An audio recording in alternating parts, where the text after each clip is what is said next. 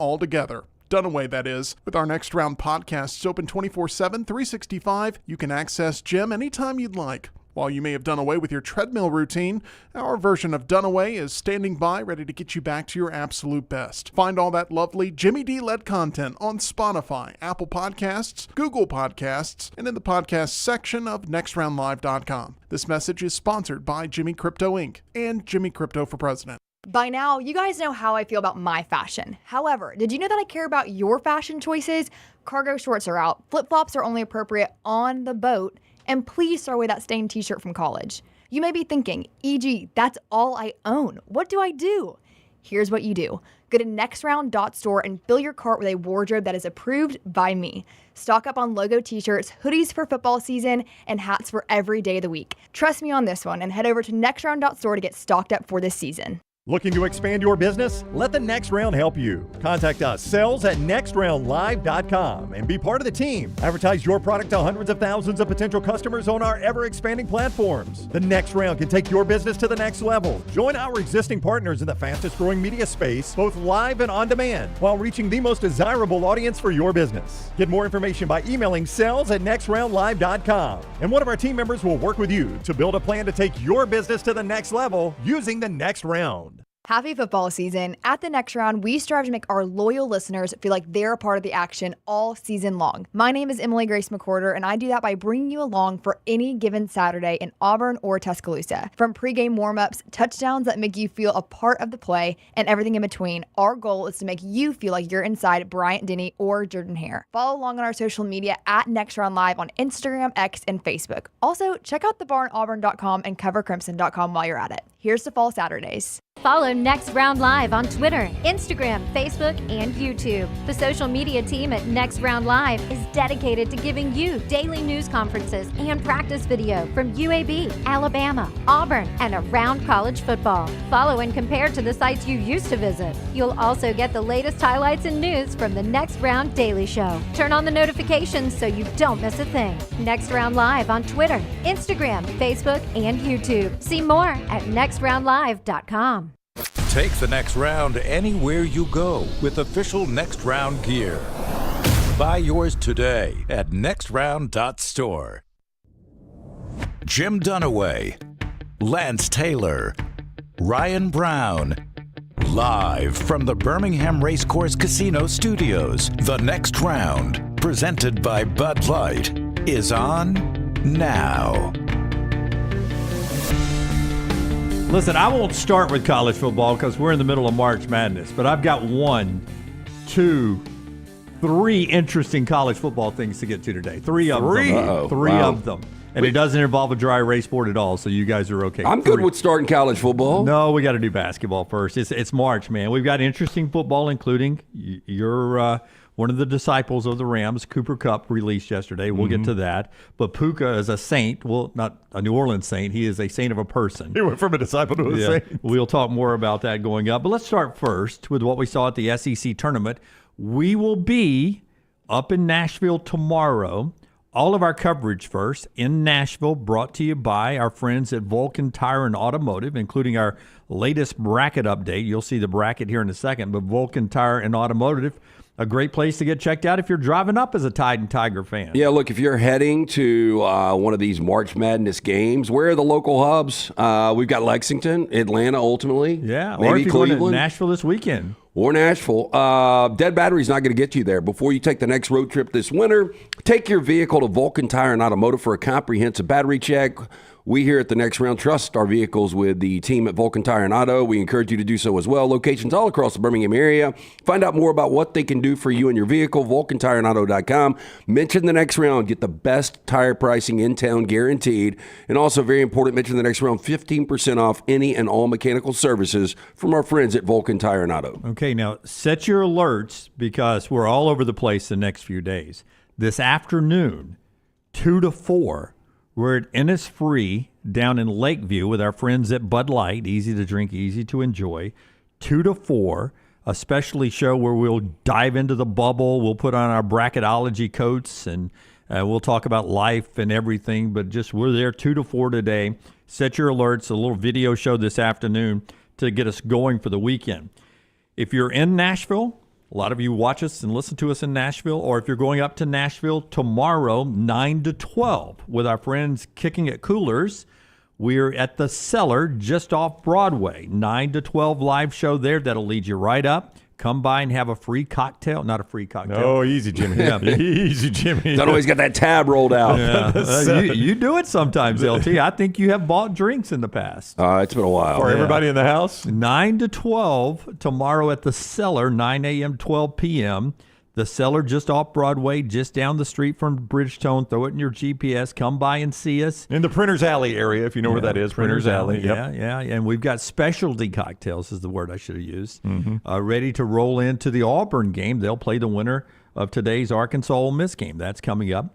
We'll talk about the results, but that's 9 to 12 tomorrow at the Cellar. Don't forget, Taylor and I are live after every Alabama and Auburn game with the basketball show. And then on Sunday, 4 to 6, we're at Odie's live. At least these two will be in Odie's. I may still be in Nashville if Auburn or Alabama's playing for the championship for a Selection Sunday show at Odie's, 4 to 6 on Sunday. We'll sit there and we'll give you an hour of wringing of hands and gnashing of teeth about who's on the bubble, who's in, who's going to play who, all this. And then we'll react live as the bracket's unveiled. And we'll get some reaction, and who knows, maybe a Alabama or Auburn player or coach will join us live in that show. So set the alerts. That's 4 to 6 Sunday at Odie's. That's a lot. That is a lot. It's going to be a busy weekend. Days. I was thinking about that. Before we get to the results yesterday, just think about what Alabama, and you do the time frame for me, LT. If Alabama, because I watched last night, I think that last game tipped at 8:45 and it ended at 11 Central Time. 3 seed is the worst seed. Yeah. Whatever one Alabama is. 3 seed. Is Alabama 3 or 4? 3. Okay. The 4 is in the bottom bracket. Alabama's going to be playing some late basketball. The 3 seed's the worst draw. I don't know if they've ever won one of these tournaments. I don't want to sound like Nate Bergazzi here, or whatever his name is. You kind of did. That is so weird that you said that. I don't know. I don't know if they've ever won it. Yeah. But they will end playing their first game on Friday night around 11 o'clock Central. Mm-hmm. And I think I'm right about this. They turn around and play at 3 o'clock on Saturday. Yep. And then if they won that one, they play at 12 noon, 1 o'clock on Sunday. So LT, between, you do the math for me, between tipping off at 8:30, we'll say, on Friday, and finishing, we'll say, at 3 o'clock on Sunday. How many hours is that?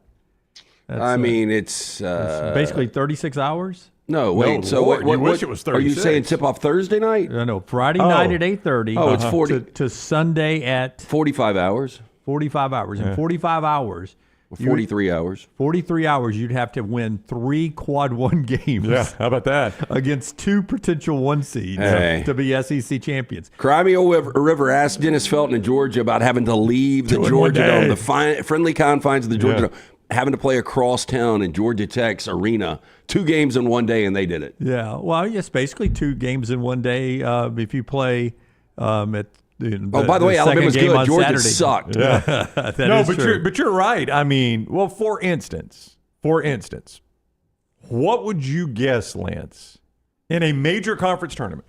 Okay, a major conference tournament. And we're not talking about Gonzaga playing a West Coast conference. I'm talking about what we would call a major conference. What do you think the biggest conference point spread you've ever seen is in a conference tournament? I mean, what would you get just off the top of your head? What would you say is the biggest point spread? I mean, Duke is 22.5 today. That's the one I was getting after. I mean, that's got to be the biggest one I've ever seen. I think we've seen probably bigger than 22 in a conference tournament. Let's go back to the old format of the SEC before you had 16 teams. When Florida was en route to winning their second national championship in 2007. How did the bracket, if you guys can even remember, set up back then? Because I'm just saying, Florida first round, whoever they played. 4. So there were no buys back then? Yeah, I think there were one-day buys for 4 teams. Okay. Right, because you had 8 teams. See, I think you've had buys all along. That's why I asked this, because Duke, even with a bye, is a 22.5 point favorite, or a double bye, I guess, right? Duke got a double bye, did they not? They're still a 22.5-point favorite in the conference tournament. If that doesn't tell you how bad the ACC sucks, you got a conference tournament. Well, let Nate Oates tell you how bad the ACC well, real sucks. quick, to put that in perspective, there'll be 32 first-round games coming up Thursday and Friday. Of those 32 games, 116. Nobody will hit 22. You don't think a 116 Oh, will? yeah, they will. But I was going to say only like 4 or 5. Yeah. You think 4 or 5 will hit 22 and a half. Play those 16s, man, within 22 and a half. But to their point, here's Nate Oates yesterday before the team left to go to Nashville on what his team has done this year and more specifically down the stretch compared to, I don't know, pick a conference. How about let's pick the Atlantic Coast Conference. We had a really good regular season. We ended up number 1 strength of schedule in the country. Again, back-to-back years, we ended up with that. So I think that speaks to the level the SEC's gotten, and then obviously how we schedule the non-conference, a combination of both. But, during those last 7 games that were all top 25 opponents, we had more top 25 wins in our last 7 games than every ACC school did the entire season. We had more than, in those 7 games, than 55% of Power 4 or Big East schools did the whole year. So, we may not have ended up going 7-0 or 6-1, but I thought we had quality games, quality wins to end it with a road win at number 1. So there's the mindset of Nate Oates when you're discussing a 1 seed with them. We had more top 25 wins in the last 7 games than the ACC did. Their top teams did all season long. Do you think the SEC has a text thread amongst coaches? Yeah, I guarantee you they're getting talking points. I mean, it seems like it. Well, I mean, because you got Greg Sankey out there tweeting about it, and as you pointed out to your buddy Danny Cannell, Greg runs his own Twitter. Nobody's tweeting for Greg Sankey. Nobody's doing it. Those came from the fingers of Greg Sankey when he retweeted your boy Danny Cannell and laid out some of the same stats. I mean, I do think, because all these coaches are saying this kind of stuff, which is interesting to me, but I guess Nate Oates is still, maybe he's just saying that. Is he campaigning for a 1 seed, do you think? I don't know if he's campaigning. I think so. I think he's at least angling. Yeah. Well, I think he loves to have one of the, if not the toughest schedule in college basketball every year. I think he But why do you bring it up if you're that. not angling for something? Well, I think you are angling for, he wants a 1 seed. He wants his what I used to say that you guys got tired of me saying it was very popular. He Throw wants him his his flowers. flowers. He Yeah. wants his flowers Yeah. there. That they did something down the stretch, even though it didn't end up being 6-1 and 7-0. And they could be a 1 seed. I don't know how important that would be, but if they go take care of business in Nashville, they're still in play. We'll talk Auburn before they leave coming up in just a second. They'll play the winner, Auburn will, of Arkansas Ole Miss. We'll talk about what we saw yesterday and all that after we tell you about our friends at Storm Restoration Roofing and Alabama Power. Brownie first, Alabama Power. Today starts a lesser severe weather threat today into tomorrow, and then Saturday really amps it up. Alabama Power keeping you on top of it all. Yeah, next few days you need to really be weather aware. Alabama Power reminds you of that, and they also remind you that they're always ready with the tech and know-how to get your power back on fast. With tools to prevent outages and a team on call 24/7, they are there to keep you safe and in the loop. But you can stay ahead, too. Head to alabamapower.com/storm for storm safety tips, how to report an outage, and how to stay updated when storms are coming. That's alabamapower.com/storm. Stay safe with Alabama Power. And also our friends at Storm Restoration Roofing, Greg from Pell City. As the storms blow through, he wants to remind you a couple of things. One, keep his number on standby. We've got it on the screen for you right now. If you're listening on audio, 205-542-3531, 205-542-3531. Greg from Pell City. He's local, been local for over 20 years. He and his wife own the company. He'll help you get through the process. Boom, you've got storm damage. Call him up, and he or one of his team members will be there and get out there quickly to help you go through the whole process. 205-542-3531. That includes he's got a builder's license. He's able to help you rebuild some stuff. He's familiar with how the insurance works to help you sort of secure everything for the insurance company when they get there. Greg can handle it all for you. And always that free no-cost roof inspection, 205-542-3531, 542-3531, Greg from Pell City on Facebook. It was a great bubble day. If you're trying to shoehorn 14 SEC teams into this tournament, I don't think there's any way they can get 14. There's just no way. But if they were to get 14 in, yesterday went exactly the way it needed to go. I'll tell you, though, I don't know where Arkansas is firmly with most people out there. Oh, they're in. Bracketology. But, boy, if you would have blown a 20-point lead. That would have been brutal. Up 18 with 14 minutes to go. They go on that 19-2 run. They cut it to a 1-point game. Arkansas ultimately wins by 4. I don't know where would have Arkansas been if they would have lost that game. They won the game. They won the game, and Lenardi has them as a 9 seed. Yeah. Yeah. I mean, they're up to a 9 seed for Joe Lenardi right now. So even with that loss, I don't know that they fall all the way out. Maybe, last 4 byes, maybe all the way down to I'll tell you something Dayton. to look at coming out of that game. So Colin Murray Bowles, one of the best players in the SEC, nobody talks about because South Carolina has had such a pathetic season, going 2-16, now 2-17 in conference. He's a stud, though, isn't he? He's a stud at 6'7". Got to learn how to shoot it a little bit better from the perimeter, but most people project him as a first-round guy.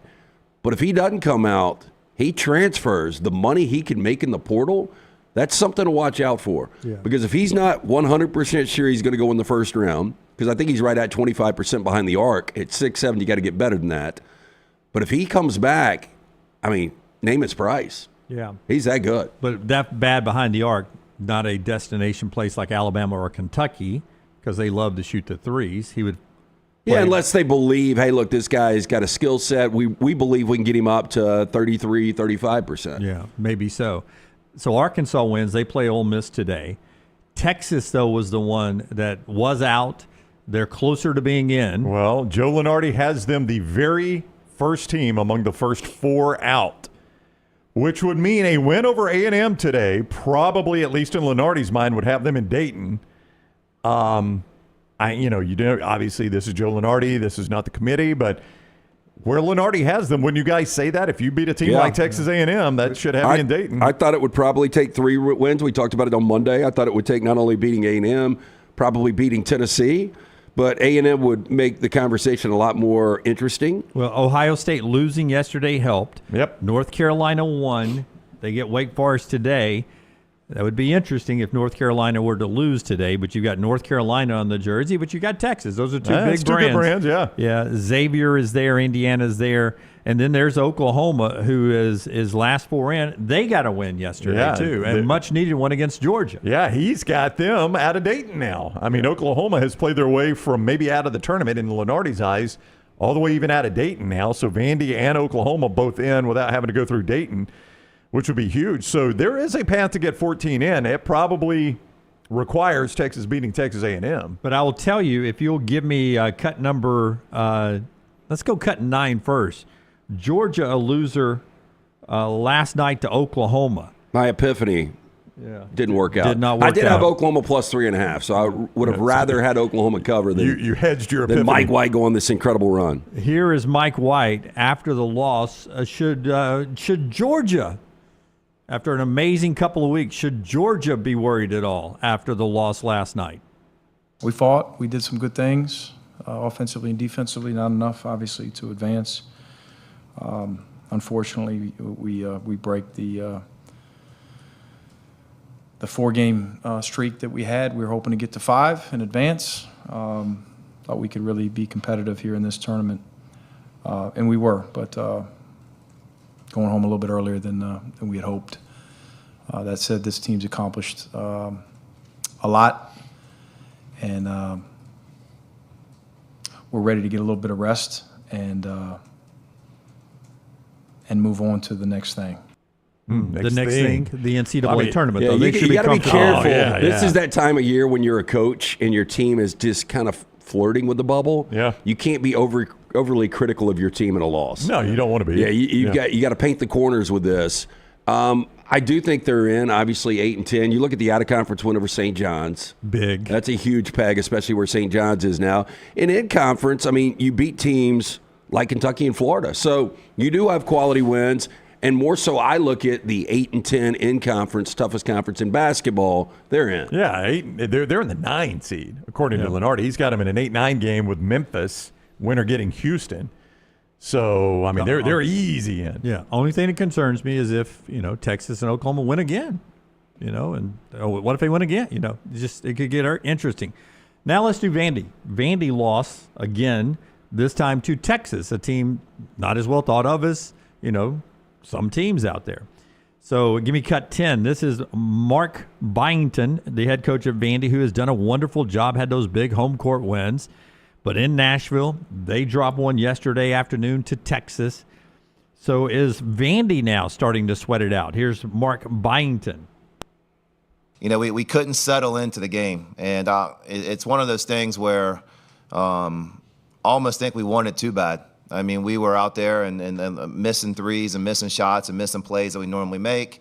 And I thought they had a game plan that we were trying to adapt to of just driving the ball. They got to the free throw line in the first half, did a good job of kind of creating separation. And I knew our guys would bounce back in the second half, and I thought we did a good job of fighting back, giving ourselves a chance. But they made the plays, and they're a good team, like every team in the SEC. I mean, they're good, and you got to play really well to be able to beat a team in this league, and we didn't this afternoon. Yeah, Bill Self's hair, by the way. So you think it's toupee? Oh, that's not a toupee. Oh, okay. You guys aren't as good at this as I thought after. I still think that's the wrong. one that we. Yep. Yeah. I'm not taking the word for that one. Okay, so unlike Mike White's Georgia team, Vanderbilt doesn't have that out-of-conference big win. They had an opportunity against Drake, a 30-win team. They lost that game. But in conference, Tennessee, Kentucky, A&M, Missouri, Ole Miss. They've beaten all those teams, and they're 8-10 again. So I think Vanderbilt is squarely in this. Let's see Lenardi again. Yeah. Tell me where Lenardi has him, Brownie. He's got him an 11 seed, not a play-in 11, a for-real 11 against Michigan. Vandy against Michigan. That's a good game. That's an entertaining basketball game right there. Yeah. So he's got him in as an 11, not even going through Dayton. In as an 11. Yep. And this is, by the way, updated early this morning, so this considers all yesterday's outcomes. Yeah, we appreciate Joe staying up late or getting up early. 1:40 a.m. is the timestamp on One that. job, Joe. One job. 1:40 a.m. Yeah, sleep in May, Joe. That's right. Like you and John Rothstein. You all can sleep in May. By the pool. So I told you the late, great John Clayton got on my ass when I woke him up, Super Bowl week. Yeah. Got 2 more days to sleep, and you call me. He was a nice guy. Comb that rat tail out. Yeah. So that was day one of the tournament in Nashville yesterday. What was the biggest win? Oklahoma, I think. I think Oklahoma, Georgia probably was the biggest win because Texas isn't in yet. Right. I think that put Oklahoma in. Yeah, look, and Texas got a hill to climb. They split the regular season with A&M. They're 6.5-point dogs coming in. And they exerted a lot of energy in that one last night. Yeah.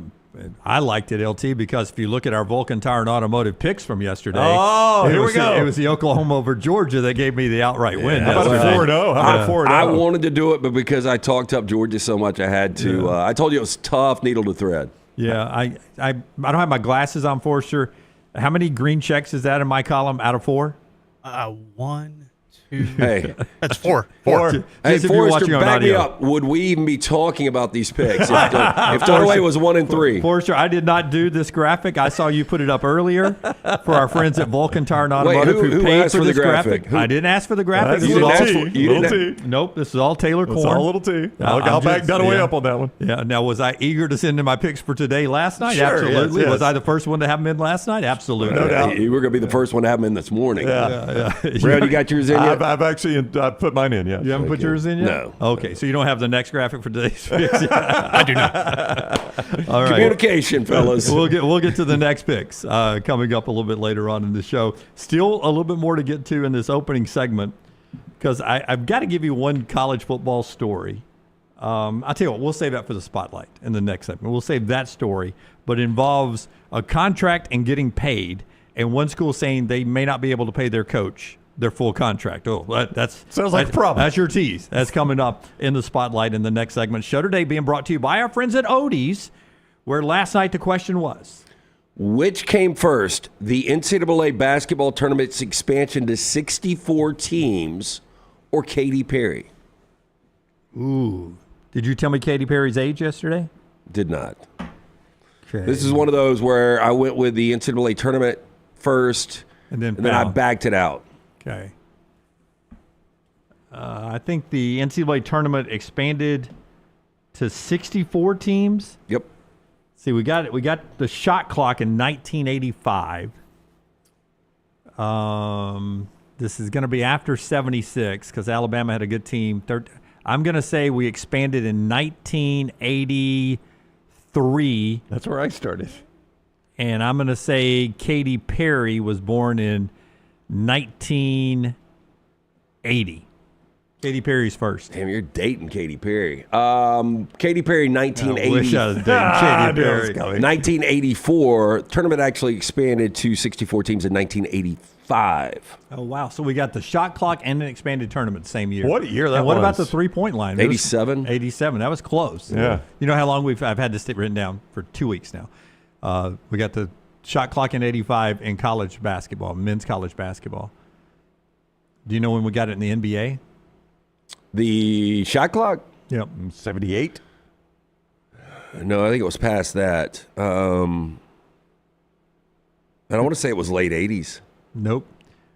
Our whole life we've had a shot clock in the NBA. Are you They serious? invented the shot clock, 1954. Well, Villanova does not win a national championship without it. The only way they could beat Georgetown was to slow it down. And had they already decided it before that game, or did that game was everybody like, oh, okay, that was a good story? I think Georgetown, and again, this was right before I started watching a ton of college basketball because my first tournament I was all in was 86 when Louisville won it the next year.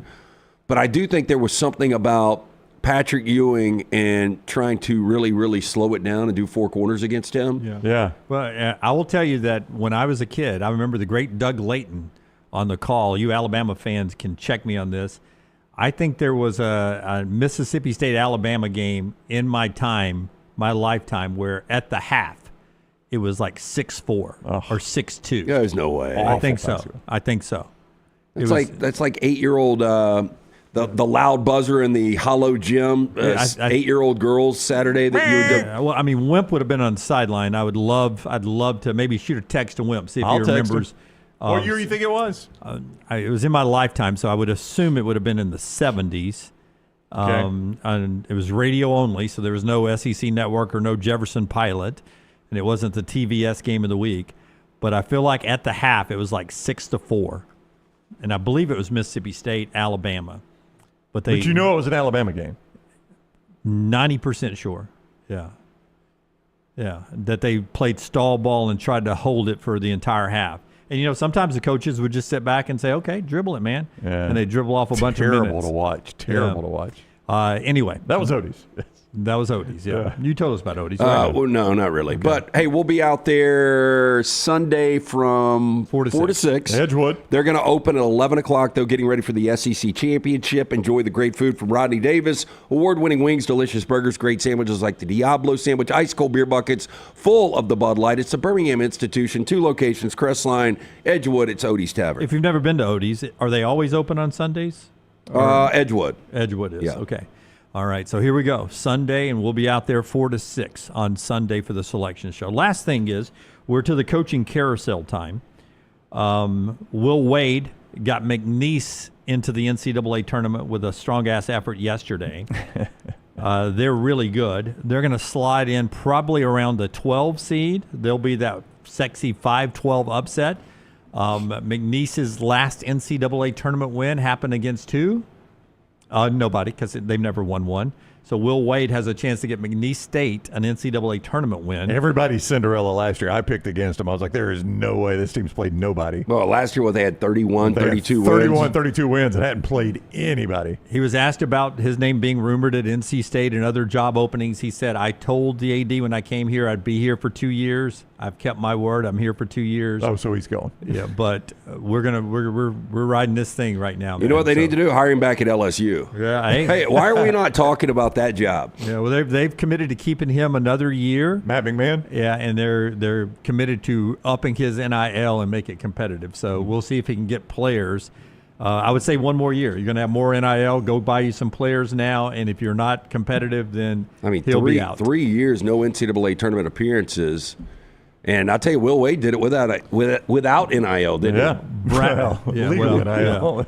Brad Brownell, am I saying his name right? At Brad Clemson? Brownell, Yeah. Clemson coach. Is Guy's now- done a heck of a job. Is now the leading candidate in Indiana. He was asked at the ACC tournament about that, and he says, I'm not going to talk about any other job openings. Yeah. So he's taking the Indiana job. Is he? Tell me you're taking the job without telling me you're taking it. Isn't he from Indiana? I do not know. Yeah, Evansville. He was born in Evansville. So that's And Clemson seems... That seems like a tough job. You look at Clemson, Louisville, and Duke this year, 55-5 in conference, those three. I mean, far and away the only teams that are going to scratch the surface of the NCAA tournament.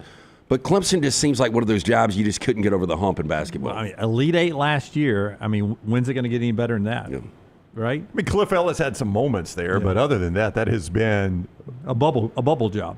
I mean, it's been pretty low in the ACC pecking order of the historic ACC jobs. Now, they've added some other jobs to the ACC that might be worse, but when you look at the history of the ACC, I mean, it was one of the worst jobs in that conference. And then Murray State's job's open. And a name came out for that yesterday, Brown. You sent this to us, or Taylor did. I forget who sent this to us. That was me. But there was an interesting name and a list of people I didn't know that popped up for that was mentioned for the Murray State head coaching job. This is head coaching job. Yeah, this would have been believable 2 years ago. I don't think this one is believable. Really? Tell us who it is, and then I sort of agree with LT, but go ahead. Creighton assistant Ryan Miller. What job is this for? This is Murray State. Head coach. Yeah, Ryan Miller very much in the mix, Brown. Creighton assistant Ryan Miller. Former Murray State assistant coach James Kane. Do not know where he is now. James Kane probably very much in the mix. This is from ESPN. Both guys very interested, Brown. Yeah. Auburn associate head coach Stephen Pearl. Stephen Pearl. Don't see it at all. Being mentioned for a head coaching job. If I was eventually going to take over at Auburn, though, I think I would need my name being mentioned for other head coaching jobs. No, I don't think that hurts. Right. I think Stephen would have been very interested in this job a couple of years ago, but I don't think anybody here is going to be surprised if Auburn goes on a magical run, Bruce Pearl taps out, Stephen moves straight in. I wouldn't be surprised. Yeah. I wouldn't be surprised at that. I would also say I'm not sure what the Murray State job is now. Now. Used to be. I know what it used to be. Yeah, it used to be a really good job. Like Mark Gottfried parlayed it into the Alabama job. Seems like there were 3 or 4 others. Yeah, there was some. There was like a run of 3 or 4 guys. Steve Prom parlayed it into the Iowa State job. Didn't Prom go from there to Iowa State? Yeah, you keep talking. I'll give you the list. There was one between Gottfried and Prom that parlayed it into something else. Murray State used to be a launching pad to get to a bigger job. I just don't know where it is right now in this world. Well, and I just think of NIL. Look, I don't think Stephen's afraid of the grind. No. I do think it is risky, though. If you go to Murray State, timing gets off. I'm sure him and Bruce would have a conversation about that. But if you have a couple of bad years at Murray State, you're dead and buried. Yeah, and you could be a good coach and have bad years at Murray State if it is a bad job now. And I think it is. I'm not going to say it's a bad job. I just don't know how those mid-major jobs are going to hold up in this world of NIL. Yeah, I mean, if you guys were advising, I know where you are on this, Dunaway. If you're advising Stephen Pearl, you get offered Murray State. Do you take that or you stay put? If I'm advising him, I advise him go do a very public interview and stay at Auburn. Mick Cronin was the name you were looking for. So did he go from there to Cincinnati? Mick was at Murray State. Yeah. He went from there to Cincinnati? I think so, yeah. Yeah. Billy Kennedy was at Murray State. And then he went Steve Prom was at Murray State. Mark Gottfried, obviously. Yeah, I mean, these listen are just to that. names I know. No, those are all names that parlayed that into a better job. I just don't know that it's that job anymore. Matt McMahon, who's now at LSU, was at Murray State. That's when it ended. Boy, you're down on that guy. No, I'm not. It is interesting that where LSU sports are as a whole right now. Yeah, Billy Kennedy went from Murray State to Texas A&M. Yeah. I mean, so you've had a coach go to Alabama, Texas A&M, Cincinnati, and Iowa State out of that job. So, I mean, there was a time where it was a launching pad job. I just wonder in this world if it still can be. Now, if they were always in the NCAA tournament. Now, now, Lance, if it were still that launching pad job, I'd 100% tell Stephen to do it. Everybody succeeds there, Stephen. Go take the job. I think McMahon, I think he won 2 tournament games at Murray State. If my memory, could have. I think so. So here's the deal. In the past, and maybe in the here and now, sometimes you would have to go take a job like that to get a job like Auburn. Correct. And by the way, to say get a job like Auburn tells you the job Bruce Pearl has done, That's right. Yes, not the worst job in the SEC, one of the best. So we'll see what happens there. Won't take it off the table, but it's nice to see Stephen's name being mentioned.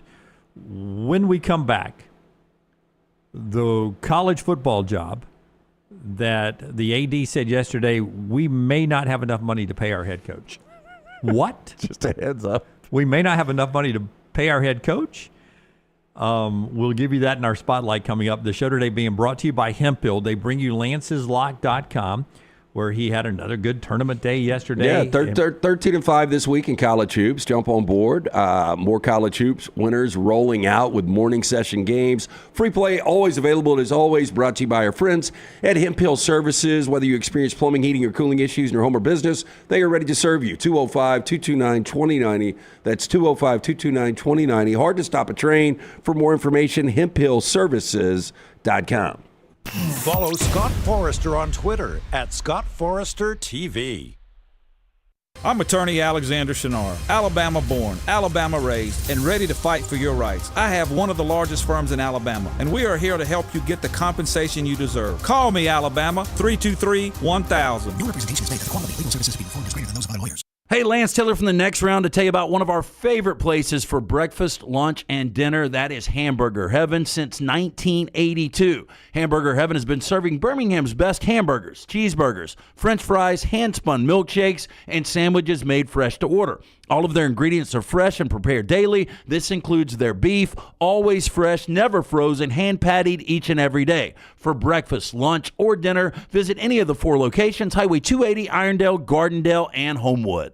Hey, there's nothing worse than waking up to a plumbing problem. Don't get caught in a flooded house. Call the guys at Hemphill Services. Adam, Chad, and the team at Hemphill are the only ones I trust to fix it and fix it right the first time. Hemphill Services does it right and always at a fair price. For all of your plumbing, cooling, and heating needs, trust the name that Birmingham has trusted since 1954. That is Hemphill Services. Call now, 205-229-2090. That's 205-229-2090. Hang out with the Next Round on the go. Whether you're driving to work, running errands, sitting on the beach, or you just need a break from the real world, we can keep you company. Check out the Next Round, Mystery Fifth Hour, and our other shows on your favorite podcast app. We'll meet you there.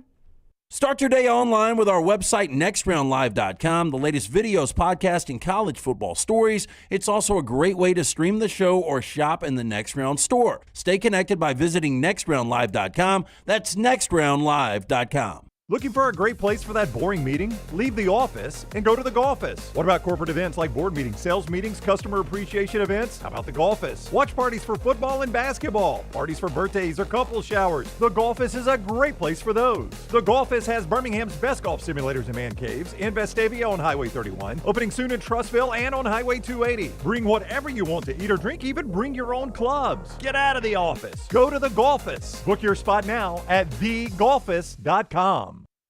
It's bow time. Tired of choosing between sweet and savory? Why not have both?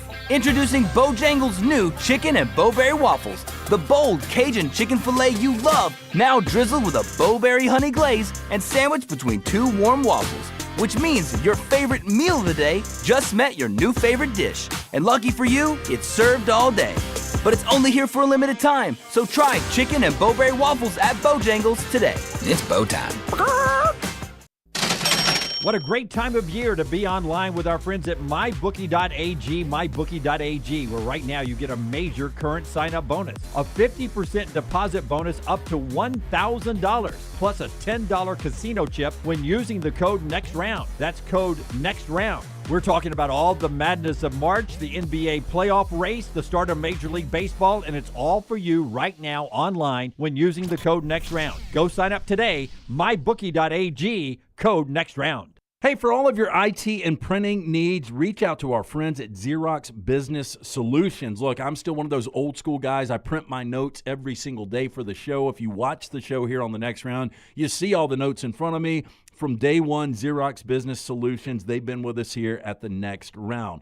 Local for over 45 years. For all of your IT and printing needs, visit XeroxBusinessSolutions.com or call 205-969-3000. That's 205-969-3000. I'm attorney Alexander Shinar, Alabama born, Alabama raised, and ready to fight for your rights. I have one of the largest firms in Alabama, and we are here to help you get the compensation you deserve. Call me, Alabama, 323-1000. No representation is made that the quality of legal services being performed is greater than those of other lawyers.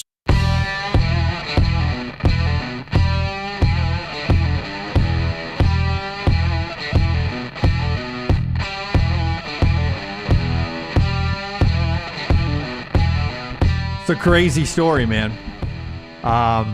It's our spotlight, so we got to hit the open. Tell you about Shannara, but then I can't believe this is where we are. But it doesn't surprise me.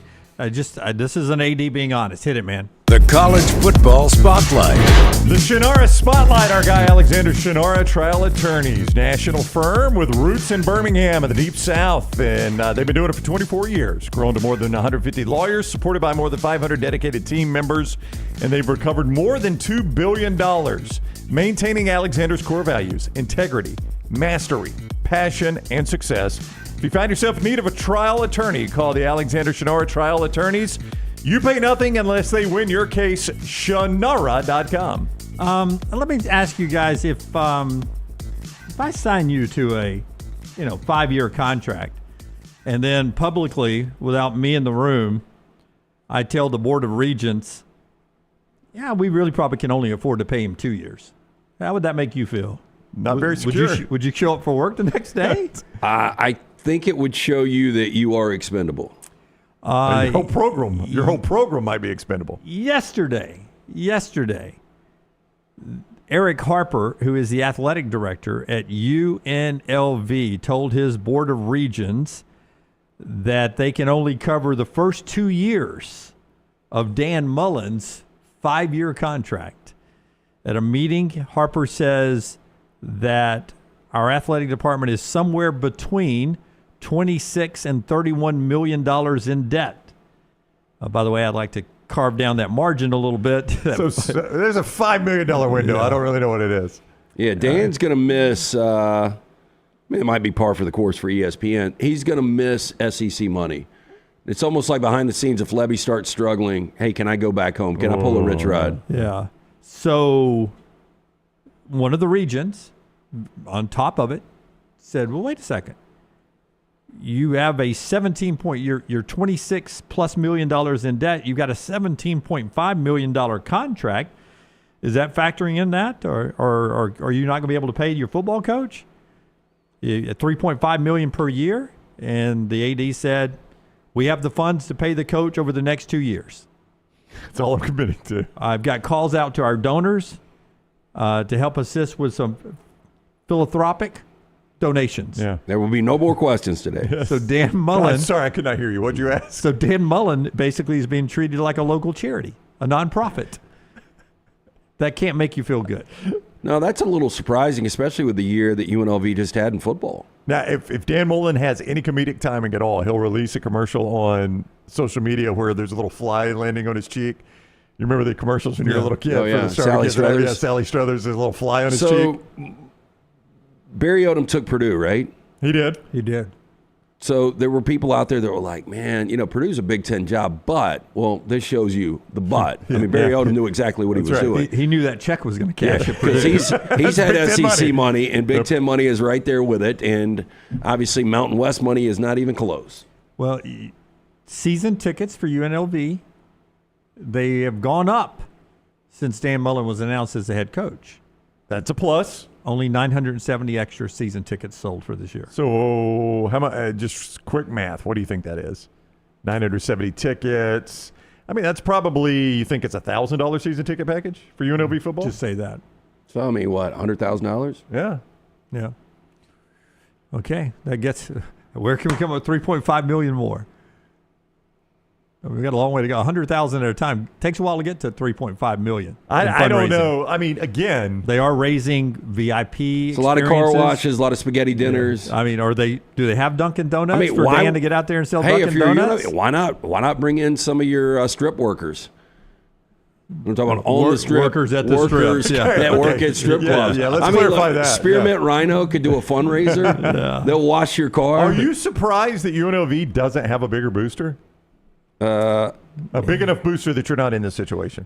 it does seem like somebody could step forward here and say, Dan, we're going to keep this one in the family, if you know what I mean. Give the old bent nose and make Dan a made man while he's coaching. See, I don't think what people, it was a smarter look, and he was there for a while, but Jerry Tarkanian, just a character in himself, the late Tark. But a lot of our younger listeners won't realize that what UNLV was almost Gonzaga on steroids. Oh, they were, yeah. And so for Tark to have that job, and he was a well-respected coach, there had to have been some big boosters in play that actually, I mean, because he got offers. He got NBA offers. He got a lot of opportunities to leave there. Okay, so here are your famous UNLV alums. Guy Fieri, the celebrity chef. Oh, wow. He could donate, right? Yeah, he's got burger places in Vegas. Jimmy Kimmel, a very successful comedian / talk show host. I mean, you could probably get some money out of Acts like he likes basketball. Yeah, you could get some money out of Jimmy Kimmel. Suge Knight. Can you get any money out of Suge Knight? Yeah, I don't think so. I don't think so. Yeah. You could put a chicken guy in the stadium, though. Now, Suge's still incarcerated for running the dude over with the Escalade, right? Is he? I think so. Yeah. That or one of the numerous other assault charges he's got. Yeah, he legitimately ran and killed and it's on video. So that's unfortunate. Yeah. You got a lot of athletes, former athletes. I just can't believe, seriously though, and I'm being sincere. I can't believe they can't find enough money to at least keep your football team. Well, I can't believe you would leave a major network when you probably had other opportunities to take a job where you're not sure you're going to be paid. But he wasn't making $3.5 million, though. He wasn't. Yeah. Yeah, but I mean, I would have put him probably in the $300,000 range for his dates, maybe $500,000. But is it really 3.5 if they can't pay it? Yeah, well, it is for 2 years. 2 years. Yes. No, if I'm Dan Mullen, I almost want to go in and say, you said you only got 2 years. Let's get that check today. You go ahead and give me the 2 years. That's right. And whatever happens after that, happens after that. But if you tell me you've got 2 years, I want to see the 2 years right now. But for those who think that Dan Mullen went here and he's just going to settle into this nice off-Broadway job and not be in the stress of the SEC anymore and then coach there for 10 years and then retire, forget about it. He's going to have success there if he can, and he'll take another job. Yeah. And maybe a job after this year. Yeah, after 1 year. At this point, you can't criticize me for having no loyalty. You're right. To be one and done. I had to get out. I mean, this is a sign of things to come, though, of these programs. I just don't know how a program like UNLV could pay a coach $3.5 million anymore. Just think about what our friends at UAB's got to deal with over that we mentioned last week, and it was finalized yesterday. They've got to guarantee $10 million in revenue share for their athletes over 3 years. If they don't meet that level of giving their athletes $10 million of revenue share over the next 3 years, they could jeopardize their membership in the AAC. That was the announcement from the commissioner yesterday. All schools are committed to minimum $10 million over 3 years for the student athletes of revenue sharing. If you don't meet that, you could be kicked out of the conference. I mean, do you still have a well to go to? Because we remember, coming back, the Phoenix from the Ash, which was the UAB program, and all of the local resources in the time spent, like putting that thing together. And now you're told, hey, man, we were able to get this thing back off the ground, but now we need money for the athletes. That's right. Yeah. You invested a ton to get it back going, but now we got to pay the players or we get kicked out of the good conference that we finally got in.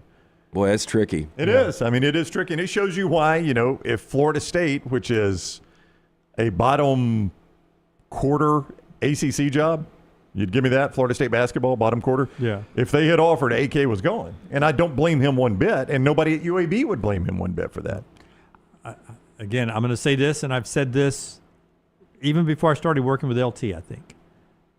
I've always thought UAB's home belonged always in the Sun Belt where they started. You did say that back in the day. And you just think about the football and basketball product in the Sun Belt right now compared to the American. You don't have Memphis. You don't. But you got Southern Miss, you got Marshall, you got South, you got Troy, you got Georgia Southern, Georgia State, App State. I mean, not a lot of people. To me, that's a better football schedule if I'm a UAB fan. I don't disagree, just less money with it. Yeah. Is your problem. But most people are not content when you can have opportunities to what deems bigger, better, richer. It's not anymore, though. That American Conference is not anymore. Oh, I agree, but when they made that move, everybody was like, damn, this program was dead and buried a few years ago, and now they're in the American? Yeah. I mean, I will say, though, if somebody other than Memphis wins that tournament, it is a two-bid league. Yeah. I mean, you don't get that in a lot of conferences UAB has been in. I'm just from football. I just feel like Memphis is a great draw, right? Army, Navy will be a good draw out of the American.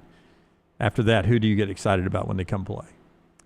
Not Tulane. I mean, as much as we like John Summerall, I don't know that Tulane. I mean, well, they put 70 on UAB last time they played them. Yeah. So I don't know how excited anybody was. At moments, Perry Clark, what they did in basketball. They were back in the day. They played in some cracker box. I don't know even where they play now.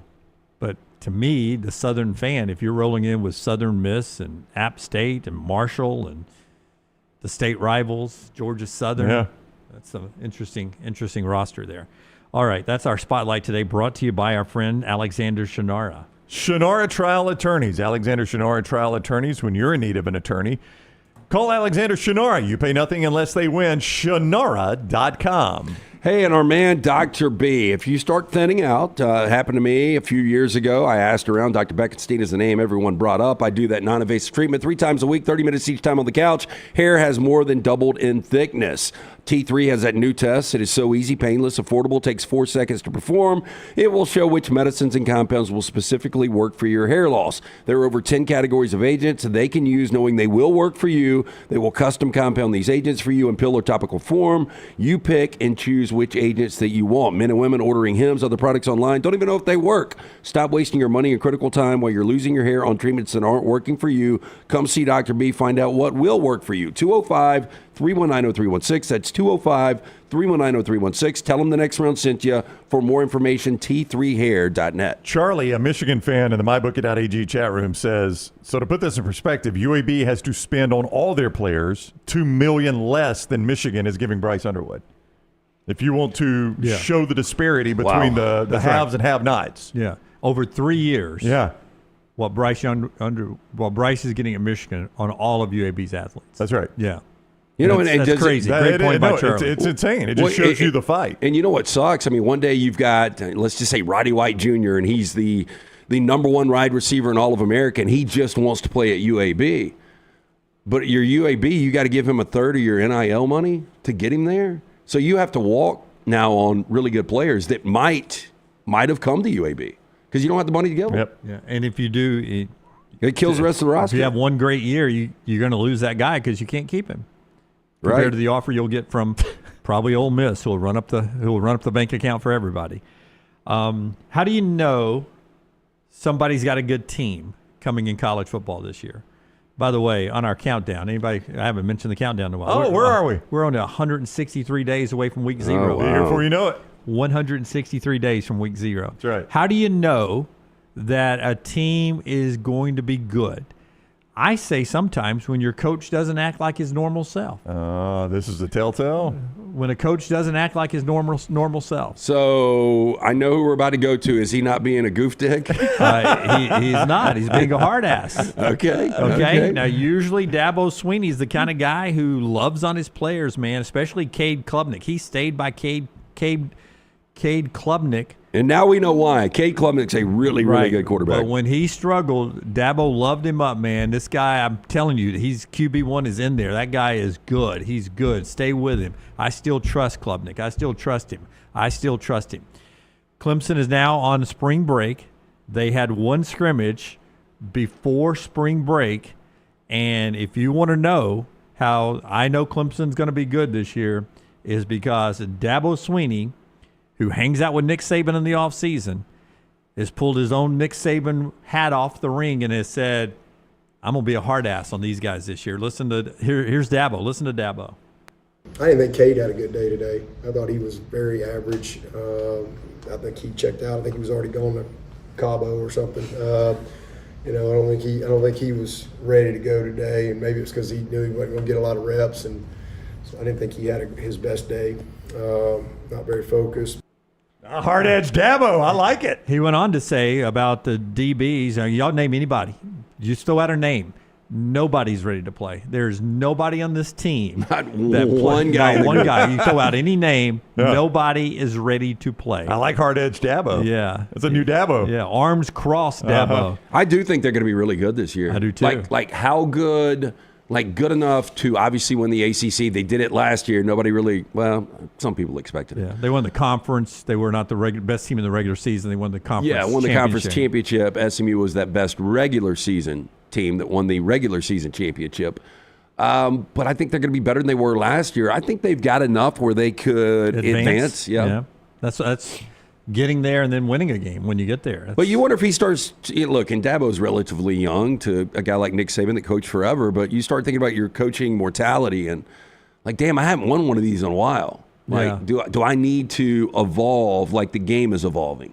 But most people don't evolve to be hard asses because you can't be a hard ass now because people will leave, especially when you pick on one individual like he was. Now, when he sprays the board on the entire defensive back, that whole grouping, a little bit different. They can't all leave. Yeah, but Barrett Jones told us many times that Nick Saban would chew on him, and he didn't know until his career was over that Nick would always joked with him as like, I knew you could take it. Yeah. Now, I wasn't talking to you. I was talking to everybody else, but I had to use you because I knew you could take it. That could be Klubnik's situation. Yeah. Dabo's like, I'm going to ride you, and you're going to read it on Twitter. They're going to talk about it on radio. People talking.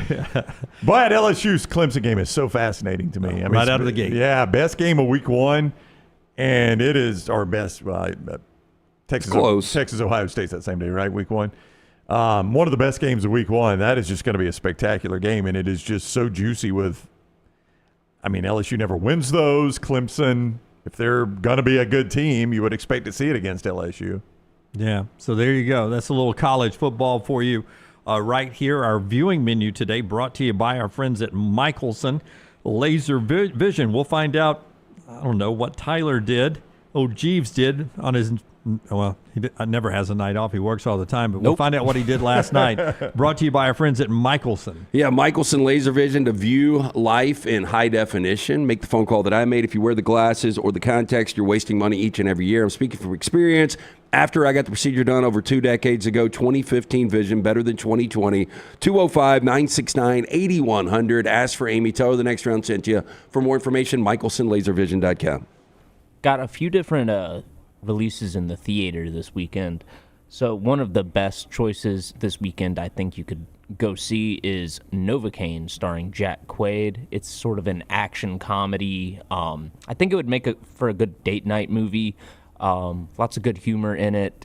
And Jack Quaid is basically, imagine if you took the John Wick story and you dropped Mr. Bean in as the main character. He's just stumbling his way through all the different henchmen. So Dennis Quaid, Meg Ryan's kid, is he going to be a leading man? Like, do you think he's got that kind of potential?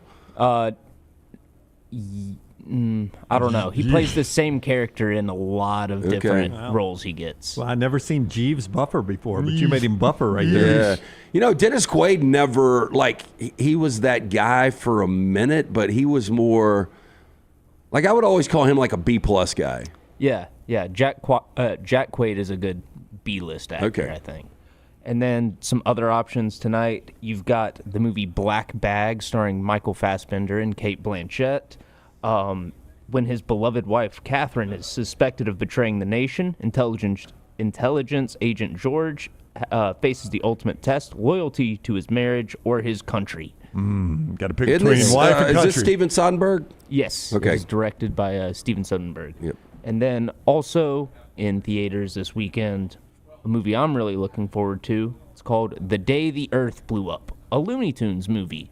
It's been forever since the Looney Tunes have been back in theaters, and so I'm excited to see Porky Pig and Daffy Duck get into some antics at a bubblegum factory and stop an alien invasion.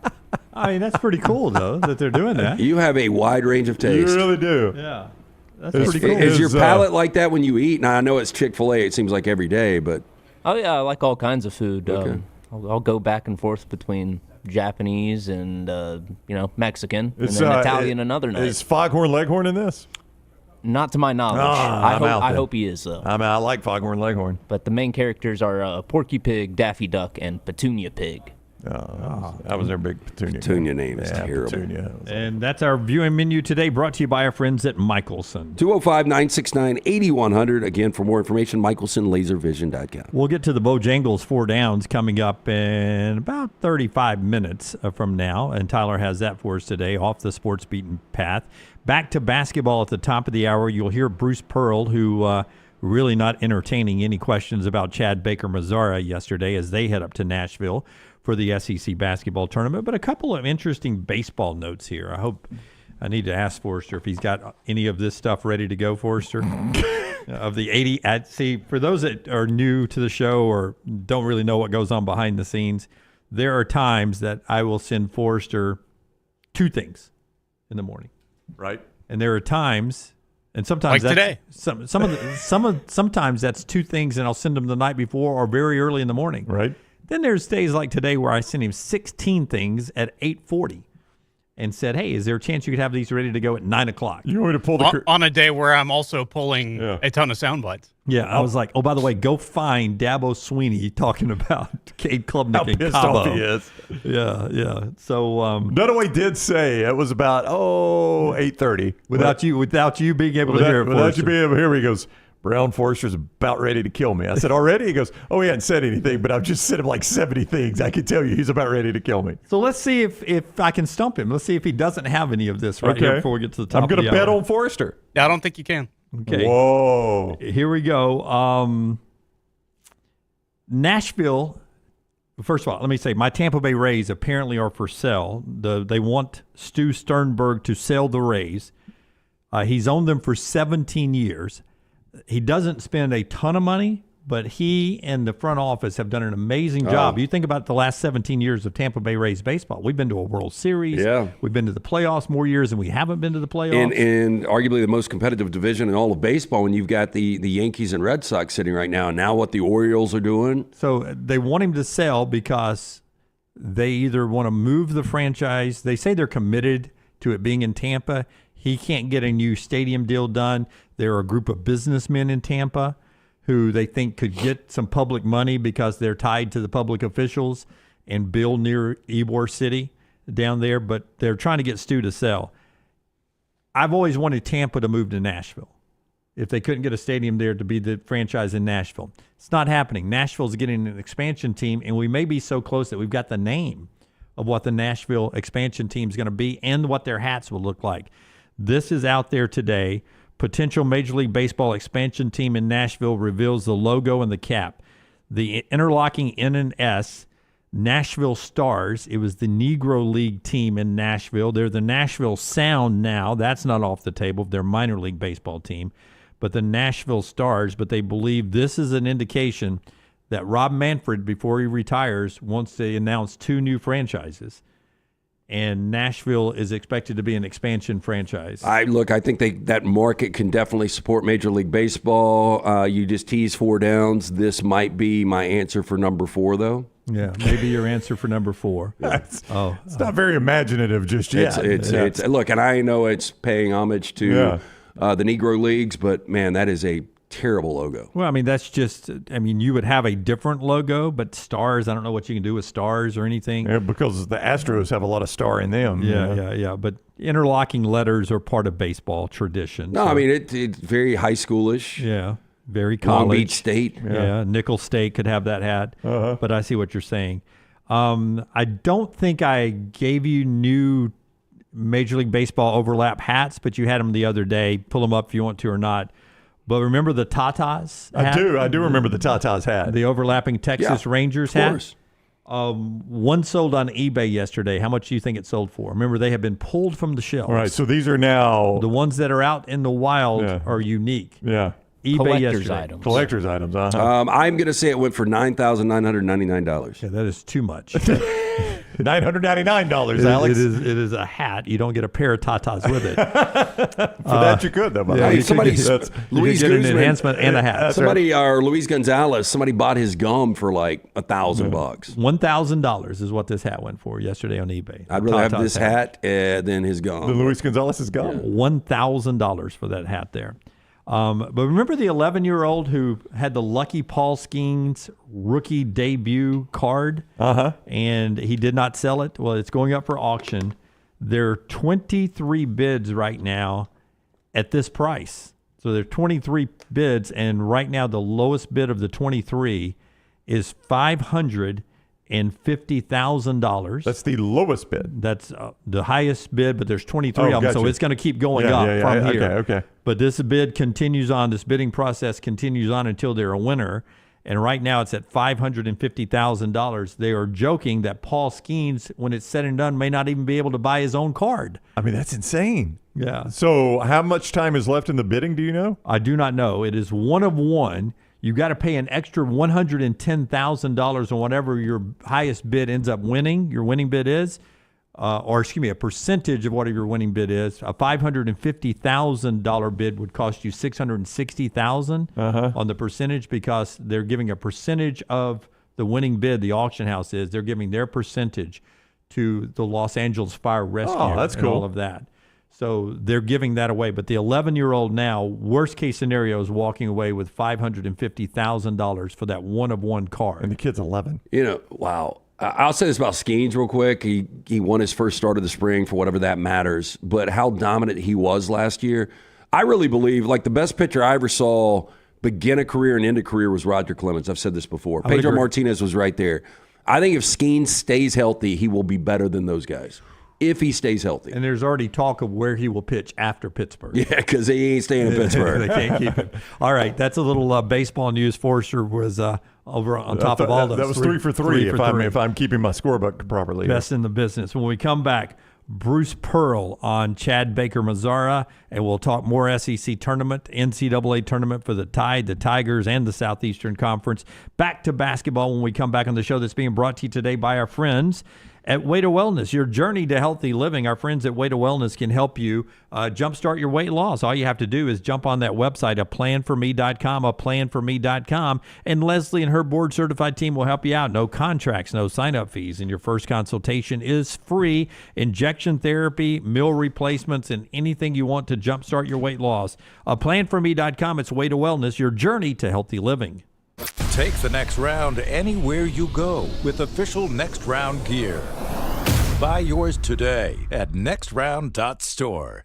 I'm attorney Alexander Shinar, Alabama born, Alabama raised, and ready to fight for your rights. I have one of the largest firms in Alabama, and we are here to help you get the compensation you deserve. Call me, Alabama, 323-1000. Your representation is made that the quality of legal services being performed is greater than those of other lawyers. Stop by the New York Butcher Shop and pick up the finest in certified Angus prime beef steaks and burgers, premium pork chops, ribs, and all-natural chicken cut to order just for you.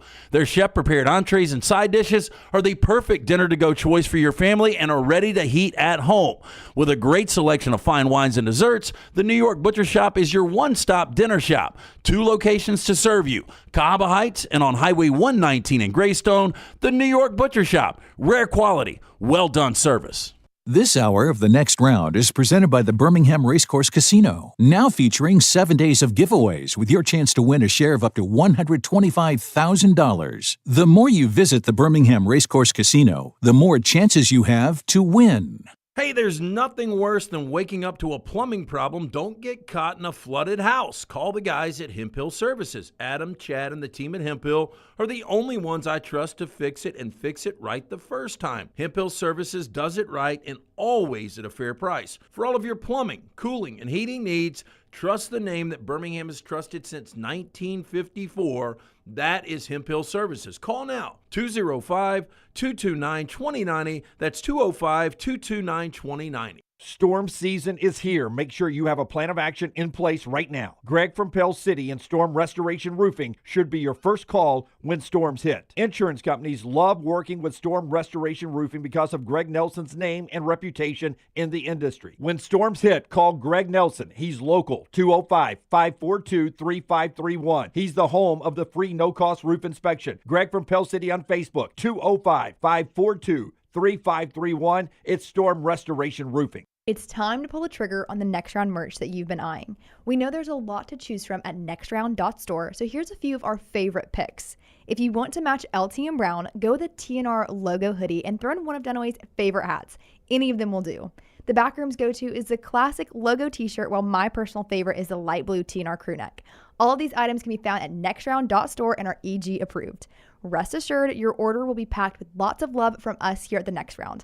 Head over to nextround.store to start filling up your cart. Hey, Lance Taylor from the Next Round to tell you about my friends at Michelson Laser Vision, located conveniently UAB Highlands. Almost 20 years ago, I went in for the procedure. Only took 12 minutes for both eyes. When I went in, I had 2200 vision. I was legally blind. Now I have 20/15 vision, still 19 years later. Make the call today. Schedule a hassle-free consultation. 969-8100. Dr. Mark Michelson, Dr. Jen Michelson, Michelson Laser Vision. Make sure you tell them the Next Round sent you. 969-8100 or MichelsonLaserVision.com.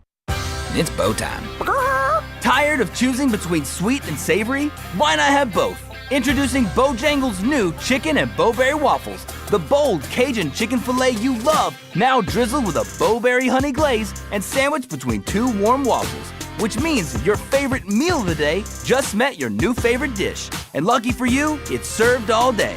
But it's only here for a limited time, so try chicken and bowberry waffles at Bojangles today. It's bow time.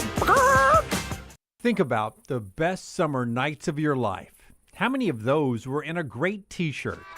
Visit nextround.store to get the perfect t-shirt for the next perfect southern night.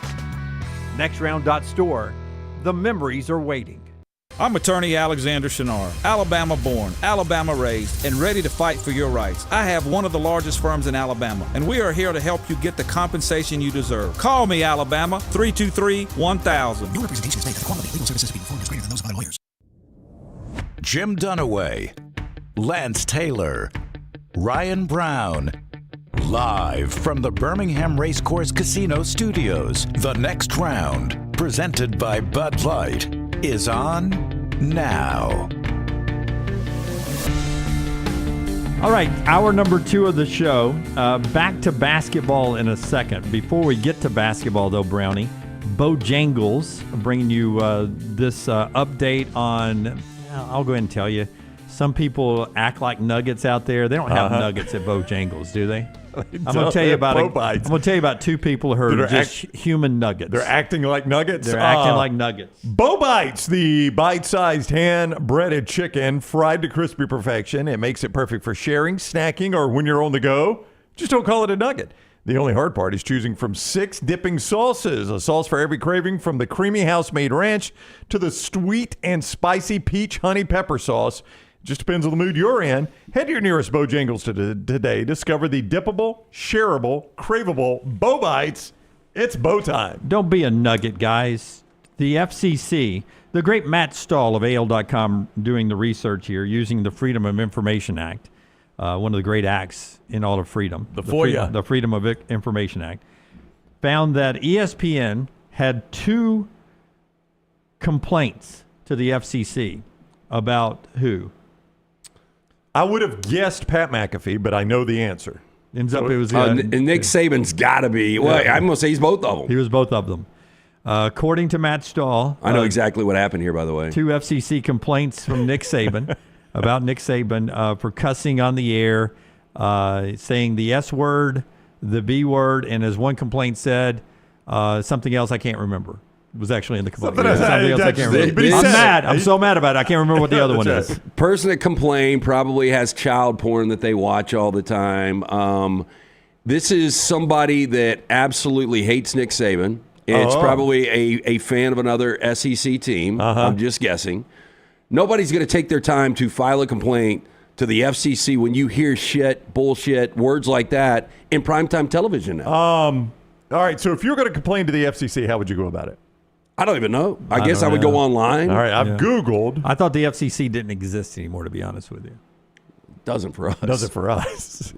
That's why it's like out of sight, out of mind for you. Didn't it go away at one point and they had to bring it back? I don't think so. No. And like the 7 words that George Carlin was, infamous for, I think only a couple of those words get you beat now.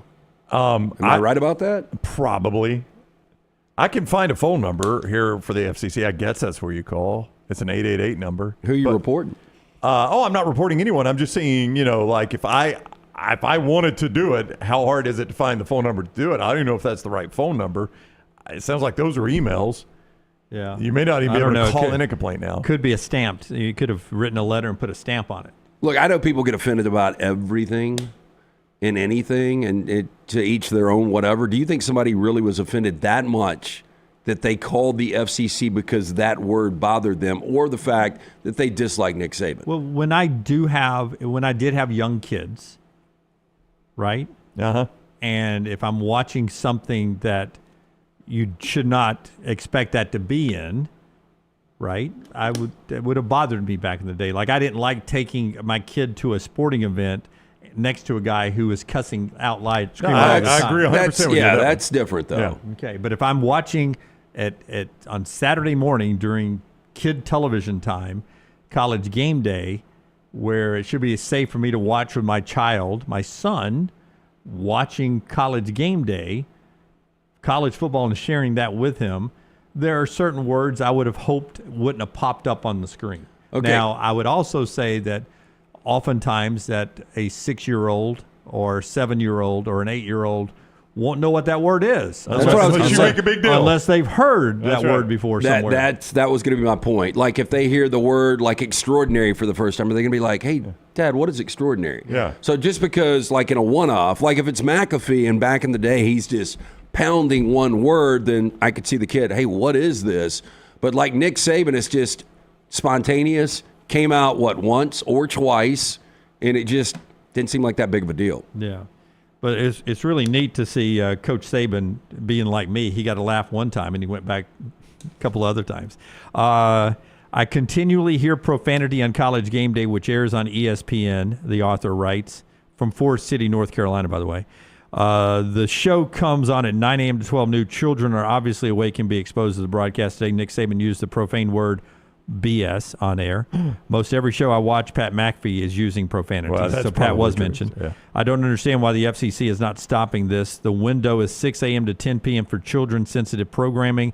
No one is able to sit down with their children and watch a football show without exposing them to the profanity. Oh, come on. I view it as it's a teaching moment. That's when you tell your kid, hey, those are words we don't say. If you don't want your kid saying it, that's when you tell your kid. Well, and if you allow your kid to have any access to social media, all these reels, videos, I mean, not only the violence, but this could be profanity. 6 to 10-year-old kids that you wouldn't have on social media. Yeah, but hey, it's on you as a parent. Then don't turn it back on. Yeah. I mean, if you feel that way about it, the first time you hear it, don't turn it back on. And you're like, well, I want to watch Game Day. Well, you got to make sacrifices sometimes if that's what you don't want to do. Like, Game Day would be just fine without that. They don't need it to be a good show. But if they do it, I mean, just don't watch it if you don't want your kids to hear it. That's natural Nick Saban. Like, are we going to change Nick Saban? That was interesting. You can read the whole story and everything else from Matt Stahl at AL.com, who brought that to the world's attention. Back to basketball, SEC, Day 2. We go at 12 noon. Winner of Arkansas Ole Miss gets Auburn. It's brought to you by our friends at MyBookie.ag. Four games today, 4 betting lines out at MyBookie.ag, Brad. Yeah, code next round right now at MyBookie.ag. We're going to give you a sportsbook bonus and a casino bonus with code next round in the sportsbook. How about a 50% deposit bonus up to $1,000? You make your deposit, 50% deposit bonus up to $1,000. And you get a $10 casino chip. So you can go play right away in the casino with that $10 chip at mybookie.ag. That's when you make your initial deposit, 50% sign-on bonus up to $1,000, and $10 casino chip with code next round. I will briefly pause for any reaction to these point spreads from the SEC today. Ole Miss, a 4.5-point favorite over Arkansas. I'm Arkansas money line today. Okay. Oh, wow. Let me go back I like Ole Miss here. Arkansas money line Jimmy D as plus 165. I mean, Arkansas playing with fire again last night. Big lead, almost blow it. Chris Beard, at least saying the right things. It is March. It's a different world now, fellas. Yeah. So it seems like Ole Miss is focused. I'm going to say a big moment in the game is when Dia fouls out with about 3:56 to play. Oh, okay. About 3:56 yeah, or 3:56? roughly 3:56. Just making a projection. In case you missed it, in an actual functioning major conference tournament, Duke is a 22.5-point favorite over Georgia Tech. It's baffling to me. Texas A&M, 6.5-point favorite over the Texas Longhorns. I saw some chat in the chat room like, this is one of those deals. Is this a job saver game for Rodney Terry? Yesterday may have been. But I mean, if he misses the tournament, he's on the hot seat for sure. Depending on who I can get, absolutely. Yeah, but if he makes the tournament, you're probably not going to fire him. So Rodney Terry might be coaching for the old job today. I would say history shows if you're in the NCAA tournament, you don't get fired. Generally, that is the case. Generally. But if Rodney Terry was a one and done in the NCAA tournament, I don't think they get in. I think they lose today. I don't think they get in. I got A&M in the points in this one. Gus Fring coaching for his job today. Missouri minus 3.5 as they take on Mississippi State to start the nightcap tonight. I've got Mississippi State in the money line today. I always got to look at these money lines. I do too. I've got Mississippi State, but I don't trust either one of these teams. State's plus 131 in the money line that both of you like there. And the late game, Bama gets the winner of this one. Oklahoma and Kentucky. Kentucky a 6.5-point favorite in that one. I predict that somebody punches Fears in the nose. No, I'm kidding. About the 346 mark? That cat will he'll get under your skin. A, because he's really good. Yeah, he and can light B, it up. He doesn't mind putting a little mustard on it. I like Kentucky by all you can get today. Big Blue Nation. Blowout. Yeah, I think Kentucky wins the game. I don't know if they blow them out or not. I stayed away from that game. It took how do you say his last name? Owe, yeah. Took Owe going off to win the game in Norman, right? He had an unbelievable second half. Barely won that game. He hit the game winner.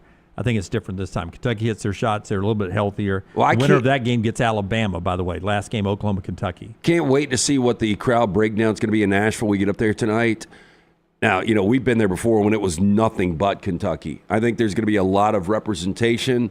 Don't think we're going to see any Oklahoma, though. But maybe first SEC tournament, right? Yeah, there were some last night. Yeah, there were probably, I think, on the post-game set after their win, and Porter Moser was over on the set with Fears. I think there were probably about 250 Oklahoma fans still surrounding the set. So they're enough there.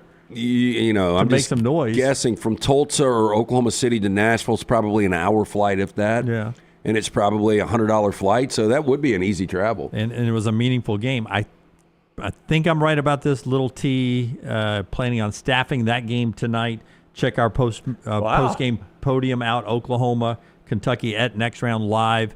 She'll have some content for you a little bit later on. Little T can get some early reps in, huh? This evening. All our coverage brought to you by our friends at Vulcan Tire and Automotive up in Nashville. Yeah, our friends at Vulcan Tire and Auto want to remind you, before you hit the road, you need to make sure that car is serviced bumper to bumper. One thing that you can be sure of, you don't have the right battery, you're not going to get where you're going. If you're heading to that college basketball game this March, stop by one of those great locations throughout the Birmingham area, Vulcan Tire and Auto. You can check out what they can do for you and your vehicle at VulcanTireAndAuto.com. Mention the Next Round.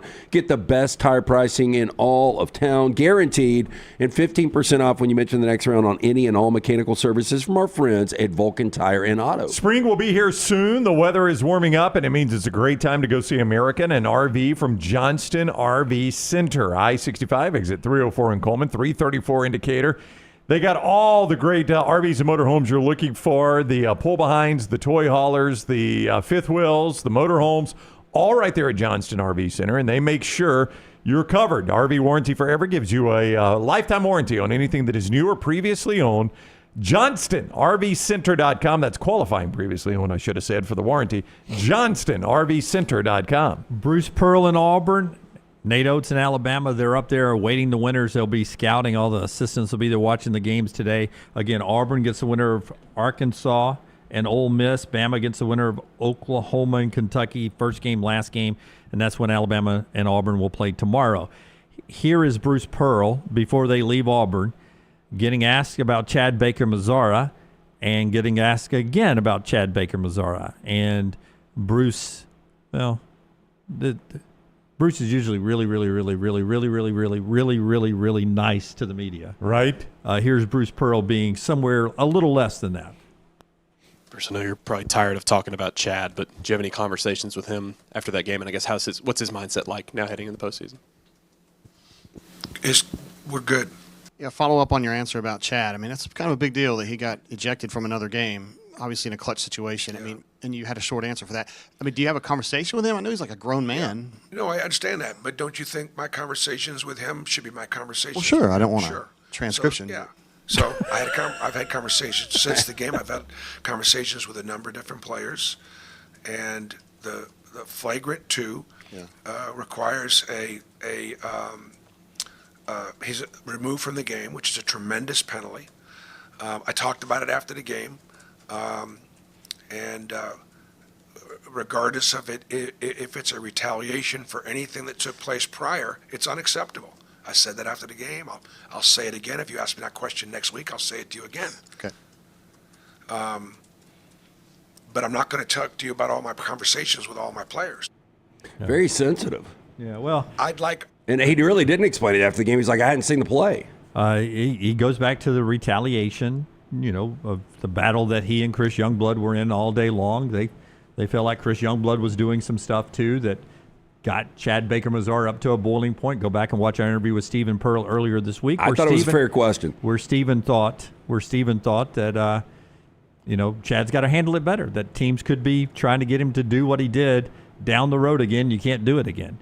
You got to ask about it. It'll be, I think, you tell me, Brown, you do a lot of play-by-play TV. Okay. We're doing pre-show production meeting. Yeah. Do you have, let's say round 1, NCAA tournament, and you're CBS. Do you have last year's incident against Yale queued up? Is that a talking point for the broadcast? It'll be before the first media timeout, the first time Chad Baker-Mazara does something, they'll get to it. Yeah. Because it's when you're doing something like that with CBS, you're assuming everybody in my audience hasn't watched a ton of Auburn. That's not on the SEC network. This is on CBS. And Walla Walla, Washington's watching just like Opelika, Alabama's watching, right? Yep. So I'm going to try to educate the people that are just tuned in because they're gambling on this game, or it's just one of it's the only NCAA tournament game on right now. I'm going to tell them who Chad Baker-Mazara is, and unfortunately for Chad Baker-Mazara, that is a big part of the story of who he is. So you'll get a snippet, a little highlight of the Yale game and the Alabama game. And the analyst is going to tell you how important this guy is to Auburn's team and how it hurts them when he's off the floor. And if you watch Auburn throughout the tournament, you're going to get those clips in every one of their games. Every single game they play. First game, second game, third game, fourth game, fifth game, possibly sixth game. Hey, nothing happened when they beat Bryant. Chad Baker-Mazara had 17 points, 7 rebounds, and was plus 12.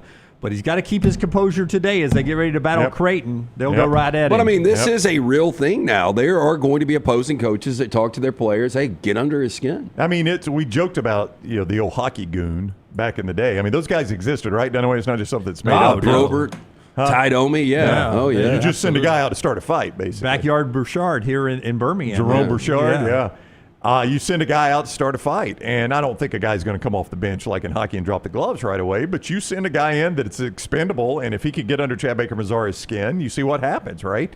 I mean, if you're an 8-9 against Auburn, you're a 10, 11-point underdog in that game? Maybe, 8 to 10. All right, so you're a double-digit underdog probably. I mean, is it worth the risk? Is that a way I would coach a team? I don't know. Maybe I was going to say no, but as I think about it, it's not the worst strategy. If you get to the second weekend. Yeah, that's right. If it gets me that contract bonus. Survive in advance. Hey, by the way, 3 more bids went out last night. We mentioned McNeese State with Will Wade has got a team. They'll likely be a 12 in that sexy 5-12 upset area. Yeah, and Will Wade is on the show? No.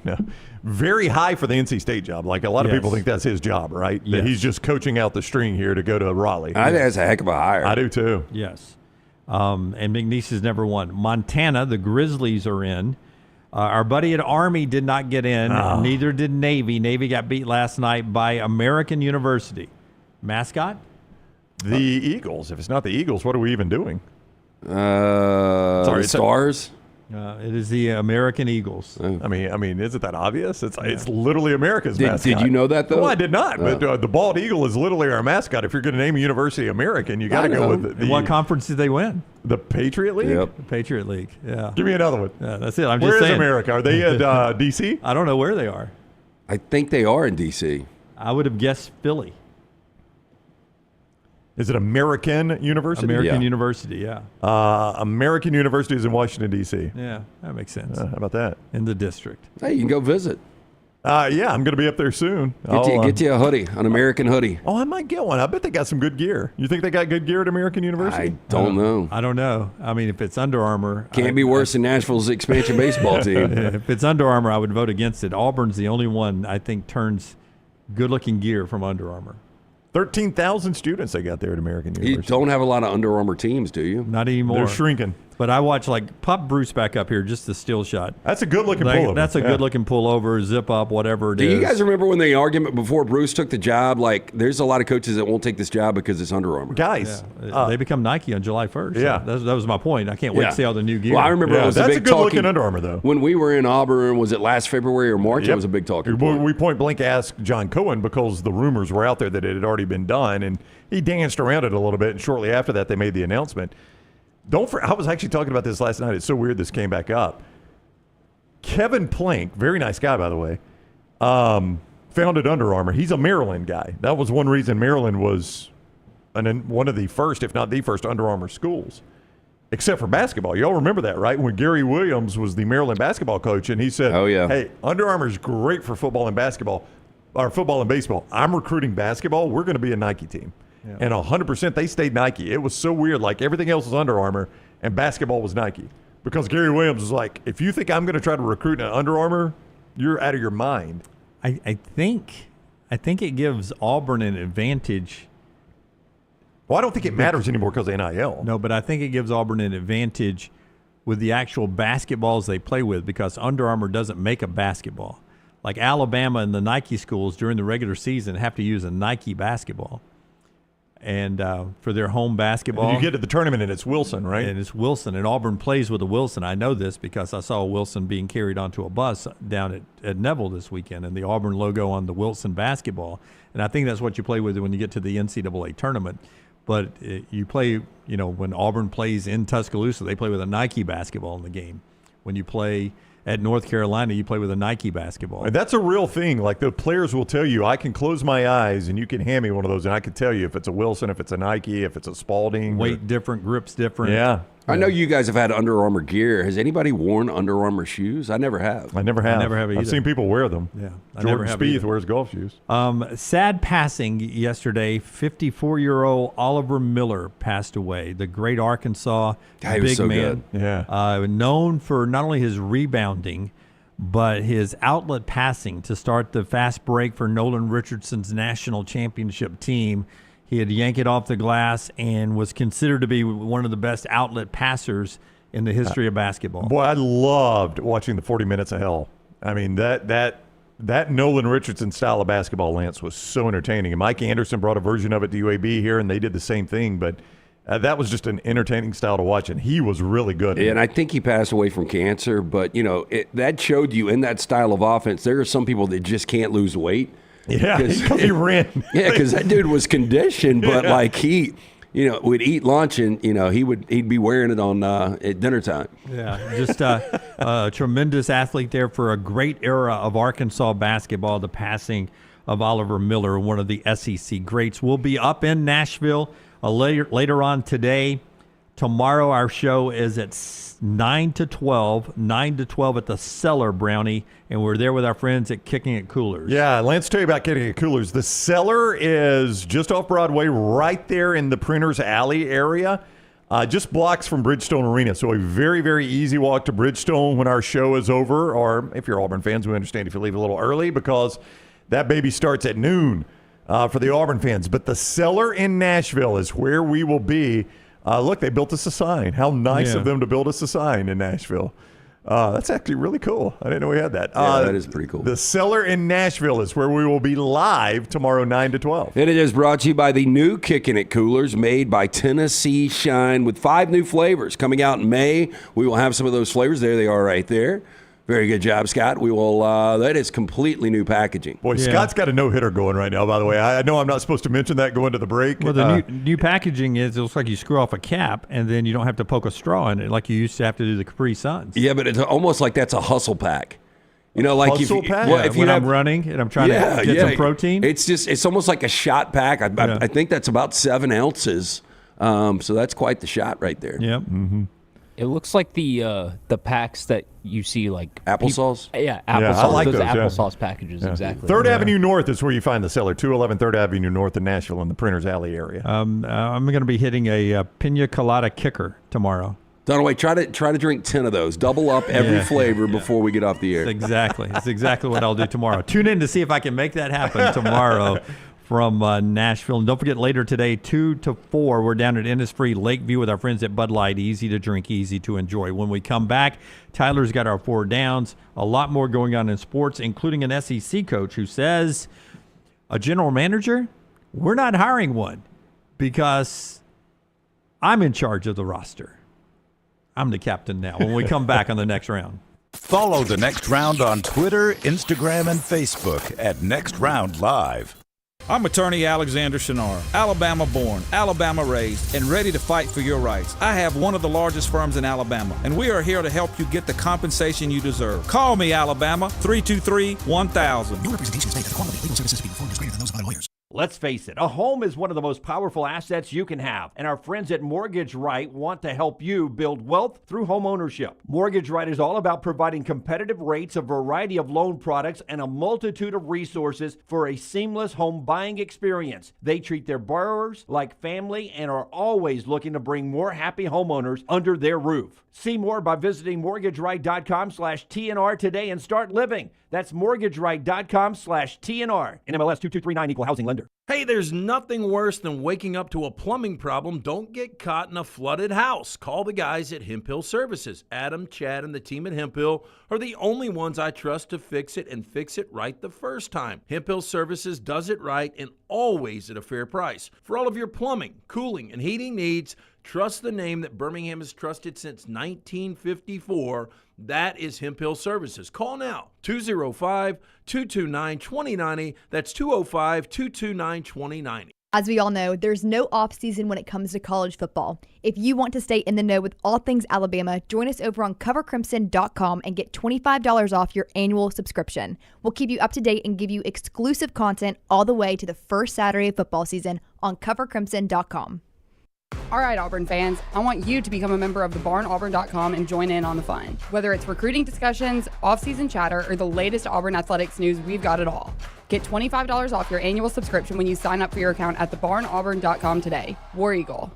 When you crave activity like we do, you belong in the Roback family. Get the best golf wear, hoodies, and activewear for men and women at Roback.com. Use promo code TNR20 to get 20% off your order. That's Roback.com, promo code TNR20. Celebrate the best time of year, tournament time, with MyBookie.ag. Sign up right now with code NEXTROUND and receive a 50% deposit bonus up to $1,000, plus a $10 casino chip. Tournament time is here, so enjoy it even more by playing along at MyBookie.ag. Bet anything, anytime, anywhere with MyBookie.ag. Use code NEXTROUND on your initial deposit for a 50% deposit bonus up to $1,000, plus a $10 casino chip. Don't get caught by the buzzer. Sign up now at MyBookie.ag, code NEXTROUND. Twin Peaks is the best in the game. Here, you're in the red zone for every college rivalry and divisional matchup all season long. I mean, where else are the scenic views as good as your view of the game? Only at Twin Peaks, the #1 sports bar.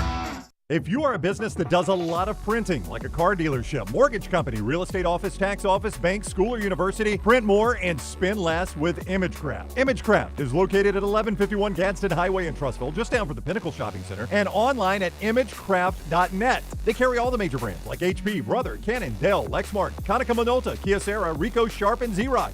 Shop in-store, mention TNR for a 10% discount. Shop online at imagecraft.net with coupon code TNR10. ImageCraft. Print more, spend less. It's bow time. Tired of choosing between sweet and savory? Why not have both? Introducing Bojangles' new chicken and bowberry waffles. The bold Cajun chicken filet you love, now drizzled with a bowberry honey glaze and sandwiched between 2 warm waffles. Which means your favorite meal of the day just met your new favorite dish. And lucky for you, it's served all day. But it's only here for a limited time, so try chicken and bowberry waffles at Bojangles today. It's bow time. I'm attorney Alexander Shinar, Alabama born, Alabama raised, and ready to fight for your rights. I have one of the largest firms in Alabama, and we are here to help you get the compensation you deserve. Call me, Alabama, 323-1000. No representation is made that the quality of legal services being performed is greater than those of other lawyers.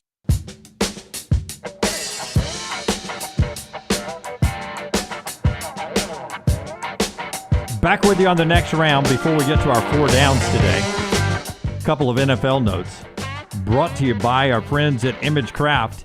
Imagecraft, man. Brownie, explain to people. I had somebody ask me the other day, this Imagecraft. I got a copying problem. What all can Imagecraft do for me? I said they can do it all. Oh, they save you a ton of money, Jim. Yeah. If your business is like car dealerships, mortgage companies, real estate offices, tax offices, banks, school, university, pharmacies, you print a lot of stuff. You know how much you spend on printer supplies, copier supplies. Well, Imagecraft helps you save on that, and you can save even more because of the Next Round. In-store in Trussville right there, Gadsden Highway, just down the road from the Pinnacle Shopping Center. Use code TheNextRound or TNR. Just tell them the Next Round. 10% off there. Imagecraft.net, code TNR10 gets you 10% off. They got all the major brands, HP, Brother, Canon, Dell, Lexmark, Konica Minolta, Kyocera, Ricoh, Sharp, Xerox. They are your go-to for ink and toner supplies. Free same-day delivery on all in-stock items in the Birmingham Metro. Free shipping outside the area. Imagecraft, print more, spend less. You can start at imagecraft.net. At some point, Forrester will put up a picture as I tell you that one former GM in the NFL, says that Aaron Rodgers is holding Pittsburgh hostage now. He hasn't. They've made an offer to him. He hasn't given him an answer. So, if somebody's nice enough to give you an opportunity to make a living and for a good franchise and to, be with a playoff contender, you know what you do, right? You give him a quick answer. Not Aaron Rodgers. That's not how he operates. He's on a beach with a blanket in Malibu. Boy, I'd tell him to kick rocks. I mean, because, is Aaron Rodgers going to be that much of an upgrade? Look, I think it would fit well. But if you're giving him an opportunity, there's only a few spots he can play now. Yeah. So, if I'm giving him that opportunity, we've got to figure out what we're doing at the position. We'll give you 48 hours. So if you're Pittsburgh, you'd tell him to pound that sand right there? I would, but I would say, hey, look, man, let's be professional about this. I'm going to give you 48 hours just because we've got to figure it out on our side. Help me with my vocabulary, Brown. Is it a pensive look? Is that the look I'm looking for? Yeah. You're saying, is that what he's got on his face right there? Give me a thoughtful, pensive look here. Yeah. Stare out at the ocean, like you're pondering whether or not to take the Pittsburgh offer. Apparently, Minnesota's still exploring maybe Aaron Rodgers. Guess who Pittsburgh has talked to just in case? Just in case they've talked to Joe Flacco. I think it would be better than this guy. No offense to this guy. This has got to be, oh my gosh. Who do they it's got always to be Jacoby. No, it's Mason Rudolph. Who do they always talk to? Back to Mason Rudolph, huh? Mason Rudolph. See, you don't let this out because Aaron Rodgers hears this and he's like, I got all the time in the world. I got him over the barrel if they're already talking to Mason Rudolph. If you want to know the wake that Aaron is leaving in New York, they officially released him yesterday, so he is technically a free agent. The Jets will have $14 million in dead cap money this year because of Aaron Rodgers. They'll have $35 million of dead cap money next year because of Aaron Rodgers. I can't believe that it's ending like this, the short tenure in New York. But this is why you can never underestimate the power of a bad franchise. Because everything went as south as it could possibly go. I mean, first series? Yep, 4 plays in. First year, he's done. Last year was still a disaster. You fire your coach. And if you're Aaron Rodgers, you've got to regret going to New York. It's not going to completely damage his legacy because he's one of the greatest to ever do it. But, man, his lasting impression right now is not good. One of the great Alabama linebackers, C.J. Mosley's had a great NFL career released by the Jets yesterday. So he's out there, but he's had a great career already. He has. He's been really, really good. Fantastic in Tuscaloosa. The Rams released Cooper Kupp yesterday. Could not find a trade partner. Yeah, I hate this for Cooper Kupp. I mean, it was kind of inevitable. You can't trust that he's going to be healthy for a full 17 games. 31 years old, 8 years with the Rams, 2 Super Bowls. He didn't play in the first one. I'll stick by it. I think they beat New England if he's healthy. But what an incredible career. I was talking to a San Francisco 49er fan yesterday, and Brown, you probably know who I'm talking about. And I was like, do you want Cooper Kupp? Because there's 3 teams that are entered. Seattle in division, the Denver Broncos with Bo Nix, which is interesting, and the New England Patriots, which they just love white receivers, right? Yeah. I don't think they really advertise it that way. Yes, but I was talking to a 49er fan yesterday. I was like, would you guys want him? Debo is obviously out, and you guys are, doing a complete roster makeover. He's like, no, I don't think he's that good. I'm like, damn, I don't think he's that good. I don't think you can trust him to stay healthy, but when he's healthy. Yeah, he gets open, makes catches. Will not have the drops that certain teams have are a problem. By the way, Mac Jones finally gets to get plays called by Kyle Shanahan. He'll be the backup quarterback, but Mac Jones to the 49ers to back up Brock Purdy. 2-year, $7 million deal, $5 million of it's guaranteed. His career would be so much different if they had drafted him like the rumors were. 15th overall is where he went with the Patriots. Yeah, and there were rumors that San Francisco wanted him, and they fell. Was that the draft they fell in love with Trey Lance? I think it was. So. Yeah, it was the Trey Lance draft. They fell in love with him. They didn't go Mac Jones.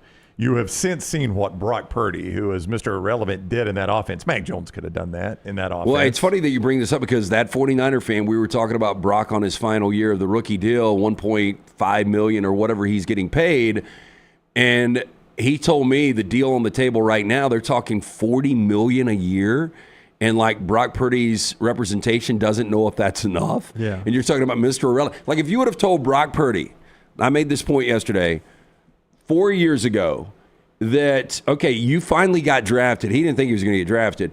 We're going to give you $1 million a year to be the starting quarterback for the rest of your career at San Francisco. He'd be like, sign me up. I don't even have to ask. He would have done it for whatever they pay the quarterback in the UFL. He'd have done it just to be the quarterback. I think it's an incredible story, but you guys, correct me if I'm wrong, Brock Purdy is maybe a top 15 to 20 quarterback. Yeah.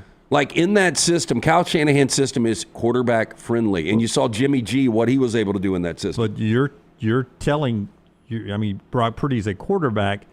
He'd be making Jamar Chase will end up making more money than him per year next year.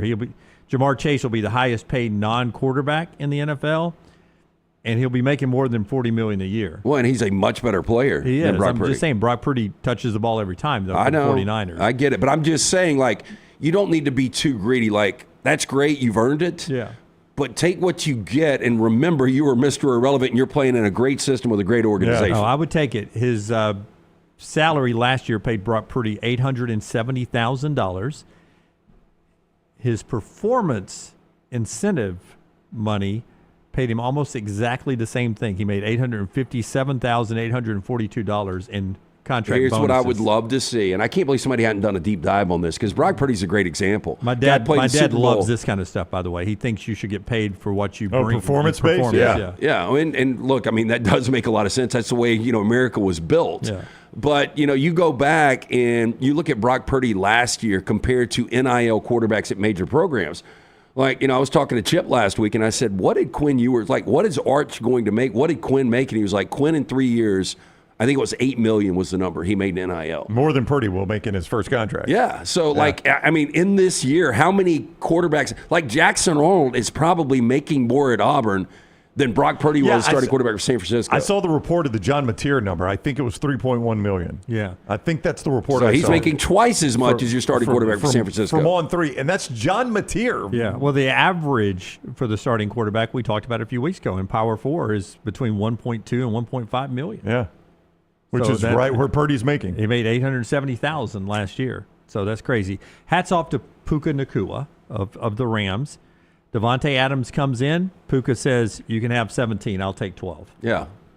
I mean, I think this is what you kind of should do. Devontae was, for a 5-year stretch, one of the top 5 receivers in the NFL. He's always been 17, I think, going back to his Fresno days.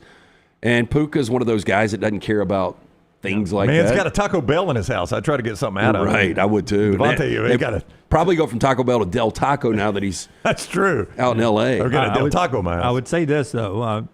Puka Nacua jersey usually looks like a weird number for a receiver. Do you know what it is now? 12 will look equally as weird. It's going to look very strange. Yeah, so I think that fits Puka Nacua's name there.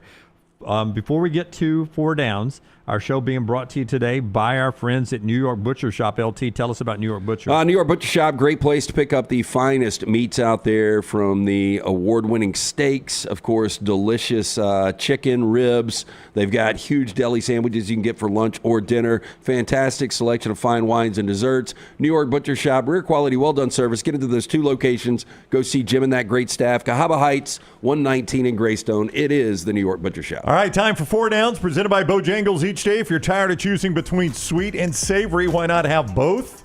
Introducing Bojangles' new chicken and bowberry waffles, the signature Cajun Chick-fil-A drizzled with a bowberry glaze and sandwiched between 2 warm waffles, available for a limited time at Bojangles. It's bow time. First down. Nick in the chat room said he tried this yesterday, I think it was. Said they were, quote, amazing. Ooh, I need to get one. I think we're going to get some brought up. Yeah. Ooh, I'm looking forward to that then. First down, if you had to walk someone through something important, something complicated, like having to land a plane, they can't make a mistake, Right. Which task do you think you would be uniquely qualified for? It's a very interesting question. It It's is so interesting. specific. I'm not good at any of this. So I will tell you the one thing that I could do because I've done it before. So out by my pool, first world problem, I like to play Pandora. I don't know if anybody else uses Pandora still. I think it's been Yeah, I outdated use Pandora. Okay. Yeah, I like Pandora. But sometimes the picture on the TV will go out. Again, first world problem. But I know how to work the remote. I press once up, once to the right, once I'm on Blu-ray. Press enter on my name. Press to the right, which gets you to your category, and then enter without seeing it. So I've had to like talk you're people trying through to this. like unlock secret fighters in Mortal Kombat or something. Well, I mean, I can do it just from memory without seeing it, and it actually works, which is pretty crazy. Stupid example. Nobody will ever use it except anybody that's using my pool when the TV goes out. But I can't think of anything else where I could actually talk somebody through something important. By the way, we talked about your by-the-pool TV that you originally bought the first time and paid an enormous amount of money for. That it was an outdoor TV and made it a year and a half. Made it a year and a half. Didn't really work outdoors. Skyview TVs, which I don't think anybody has them anymore. A friend of ours who owns a restaurant, Sterling, at Champy's, said he originally had one of those that went out in a few months that was built to be outside. And for over 10 years, he's had the same LG TVs. That are made for inside? Everywhere in his store, including the 2 on the patio, outside, uncovered, for a decade, and they're still out there. Yeah, I've got a Samsung that was out there for a decade on Screen Den. Yep. And so I will never go back to an all-weather TV. The all-weather TV that's supposed to be all-weather didn't make it 18 months. Such a scam. It really was Skyview, and it was high-end. It was probably a decade ago, but it was 2 guys out of South Carolina were the only people that could work on them. I think it was 2 brothers. Yeah. And so you would have to ship the TV up there, and then they would ship it back. It was such a pain in the ass. So, yeah, I would go buy you get a 50-inch LG for, what, $500 maybe? Yeah. 50-inch for, I knew you get that for $388. Yeah, probably. Yeah. It would Not be... that I just threw a remote through one at the Tennessee game, but... You didn't, did you? No, I told you. When I threw the remote, yeah. It was, Has he told you this? One of my 50-inchers. I know I talked about it on the basketball show. They're unplugged now because these are the extra ones I set up during football season. But I had them leaned against the wall in my sports room, and when whatever the kid from Tennessee hit the bucket, I threw the remote, and it hit right in the center of the screen. No crack or anything. But when I turn it on, it's a big black spot. Oh, about that size. Wow, and you dogged this guy out for throwing his clubs. Well, I mean, and I don't even throw clubs. That's clubs, and he makes it up. It's etiquette. Damn, I didn't know because Brock Heward's brother, Damon Heward, sent me a bottle of his passing time wine because he heard the story about the pick six that cost me the money and the remote against the cinder block wall. I didn't realize you did that. Oh yeah, it's already on its way to the Shelby County landfill, or wherever you send TVs to die. Wow. You don't come farm, back. the TV farm. Sterling was telling me that you could get a magnet and draw it back out. I was like, Sterling, that thing costs $288. It's I've got my worth. I've gotten my use out of it. I guess I can't say anything about Brown smacking that bottle of Mountain Dew when we played Madden. Oh, it's been brought up a million times. You can say all you want. Nothing. Alabama had nothing did break. Nothing valuable. No, incredible, Scott. I don't want to make. I know he's pitching a perfect game right now, but like just because you brought it up, it's one of those things that makes me laugh because Brown really is in control 95 to 99% of the time, and to see him lose his shit over one of the dumbest things in the world that he cares nothing about. No, I didn't even care. I don't know why I got I got it was so mad. awesome. I can remember the back and just slapped it. I can remember the situation like the clock was running down. I'm down on the goal line. I'm going to win the game, and I don't know how to call a timeout on Madden, and nobody would tell me how to call a timeout. And I'm like, how do I call timeout? How do I call timeout? And the clock, 5, 4, 3, and I can't call a timeout. I'm going to win the game. Yeah, that was. I remember I think I was playing Scott. We had some kind of weird miscue where. Oh, I do remember that. And I forgot what happened. I'm like, dude, we got to reset this or something. Oh, no. This is a glitch in the game's the way it goes. Yeah, Act to God. I know. I hated that league. I hated it. Alabama had outplayed them for 39 minutes. And I had ridden every roller coaster of the game, and then that kid hit that shot, and I knew he was going to hit it. You got to put the remote down. You have to. You can't have anything in your hand. I've learned that in Dolphins games. It's best not have anything in your hand. I am the absolute worst. You guys have seen me. Yeah, I have. I think I was squeezing it. Oh, here we go. Because I was nervous. Boom. It's so good. Back when Rocky walked it off. I know.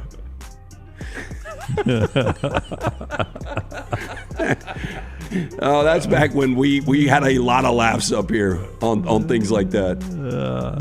Was the bottle closed though? Yeah, it was closed, but it still exploded. Yeah, because boy, that would have been quite the mess. I'm not sure it was tightly. I don't think it was tight. Who was filming? Was that you, Scott? No, I don't think that was me. I think it was Taylor. Yeah, I can't remember who was filming. I'm glad they got it though. I think that's where Taylor used to sit all the time. I think it's Taylor that was shooting that. Oh yeah, we had that chair on that side of the room. Yeah, the womb chair. All right, second down. What task did you guys say? I completely forgot. I got nothing. We spent too long on this. I could have told Brown if I was there. I just didn't want to Do you help have him. any, Tyler, I could have told yourself? Brown how to call a timeout. Yeah, nobody wanted to, though. Nobody wanted it's to. that big middle button right there. Boom. I would assume you could get to AMC blindfolded, right?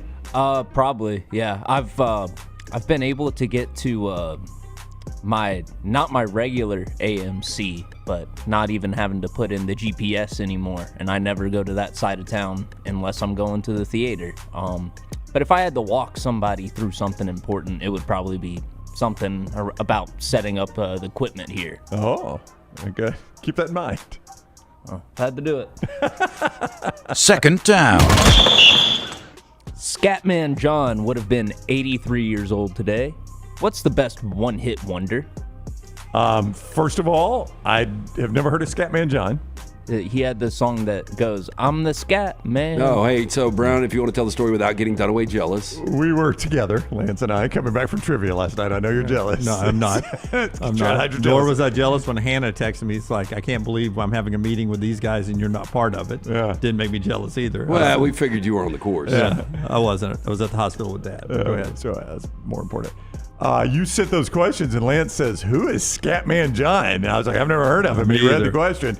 So I pulled the song up, and it started playing, and I was like, I don't think I've ever heard this song. I can't believe this is that's considered a hit. I had heard it, but it is awful. But if you're asking one-hit wonders, I mean, Fly to the Angels, Slaughter. Oh, that's fantastic. They've only had that one hit?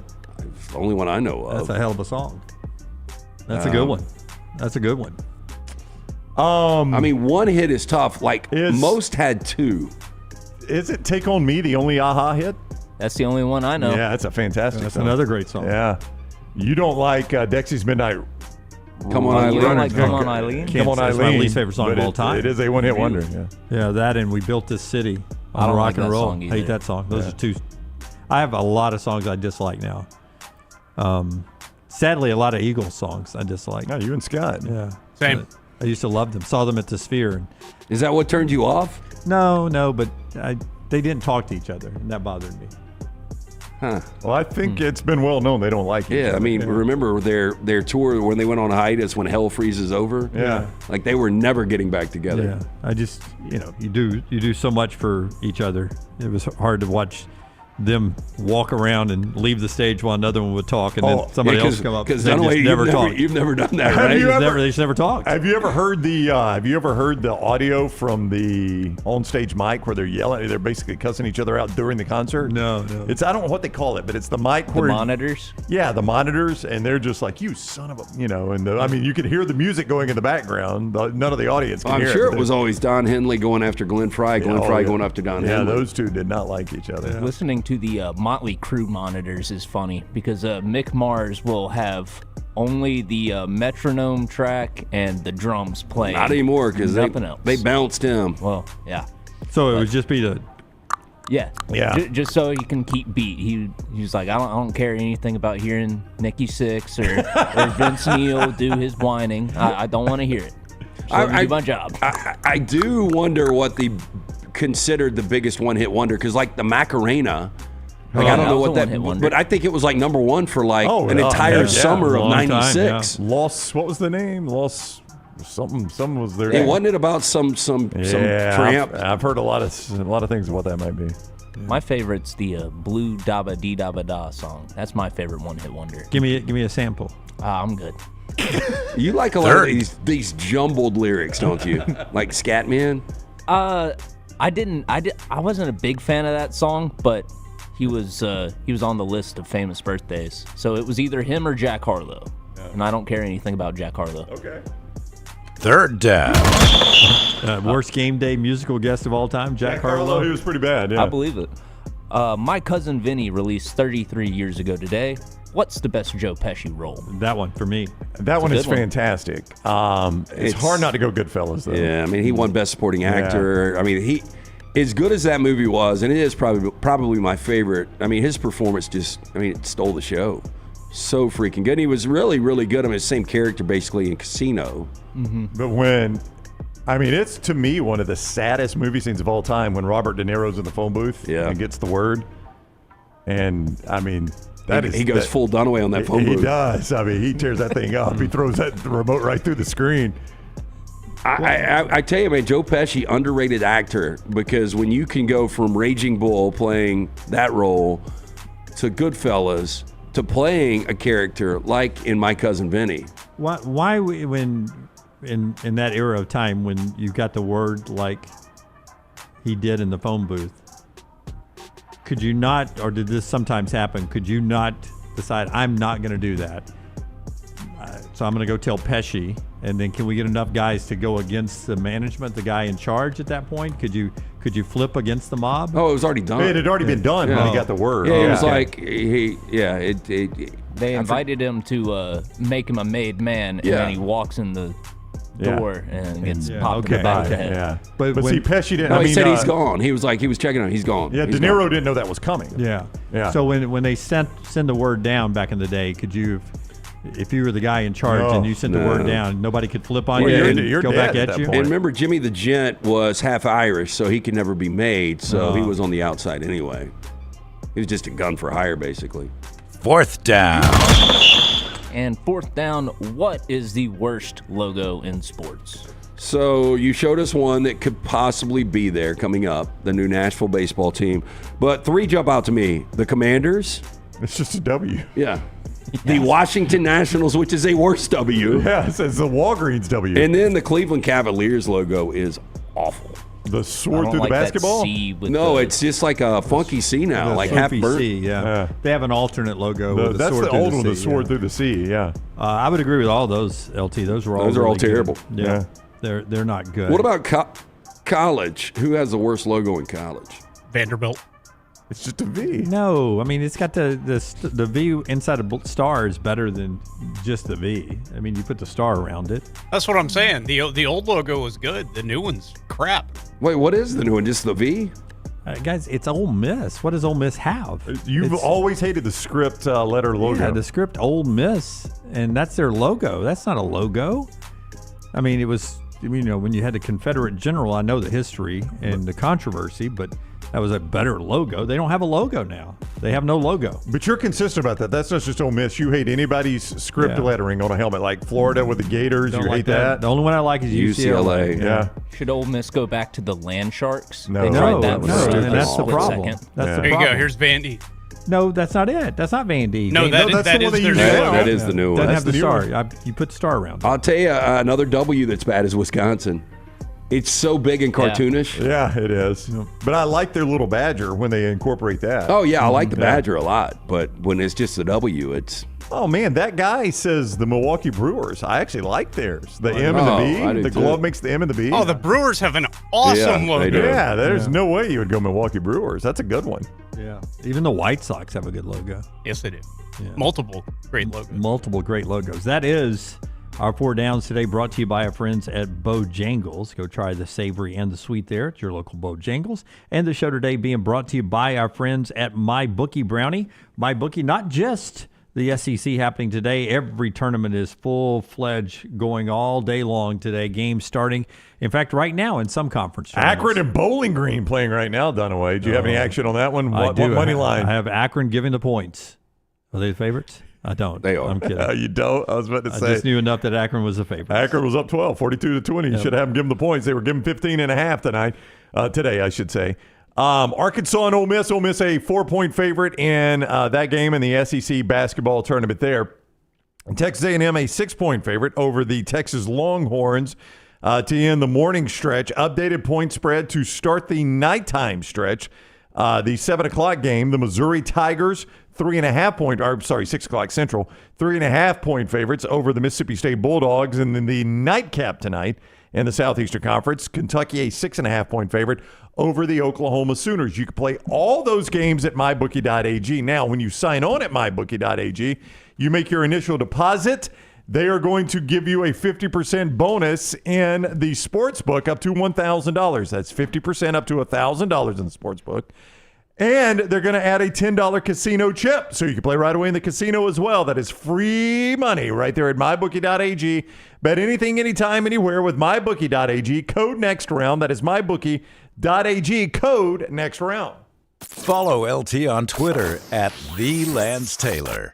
I'm attorney Alexander Shinar, Alabama born, Alabama raised, and ready to fight for your rights. I have one of the largest firms in Alabama, and we are here to help you get the compensation you deserve. Call me, Alabama, 323-1000. Your representation is made that the quality of legal services being performed is greater than those of other lawyers. Storm season is here. Make sure you have a plan of action in place right now. Greg from Pell City and Storm Restoration Roofing should be your first call when storms hit. Insurance companies love working with Storm Restoration Roofing because of Greg Nelson's name and reputation in the industry. When storms hit, call Greg Nelson. He's local, 205-542-3531. He's the home of the free no-cost roof inspection. Greg from Pell City on Facebook, 205-542-3531. It's Storm Restoration Roofing. Celebrate the best time of year, tournament time, with mybookie.ag. Sign up right now, code NEXTROUND, and receive a 50% deposit bonus up to $1,000. Plus, a $10 casino chip. Tournament time is here, so enjoy it even more by playing along at mybookie.ag. Bet anything, anytime, anywhere with mybookie.ag. Use code NEXTROUND on your initial deposit for a 50% deposit bonus up to $1,000. Plus, $10 casino chip. Don't get caught by the buzzer. Sign up now at mybookie.ag, code NEXTROUND.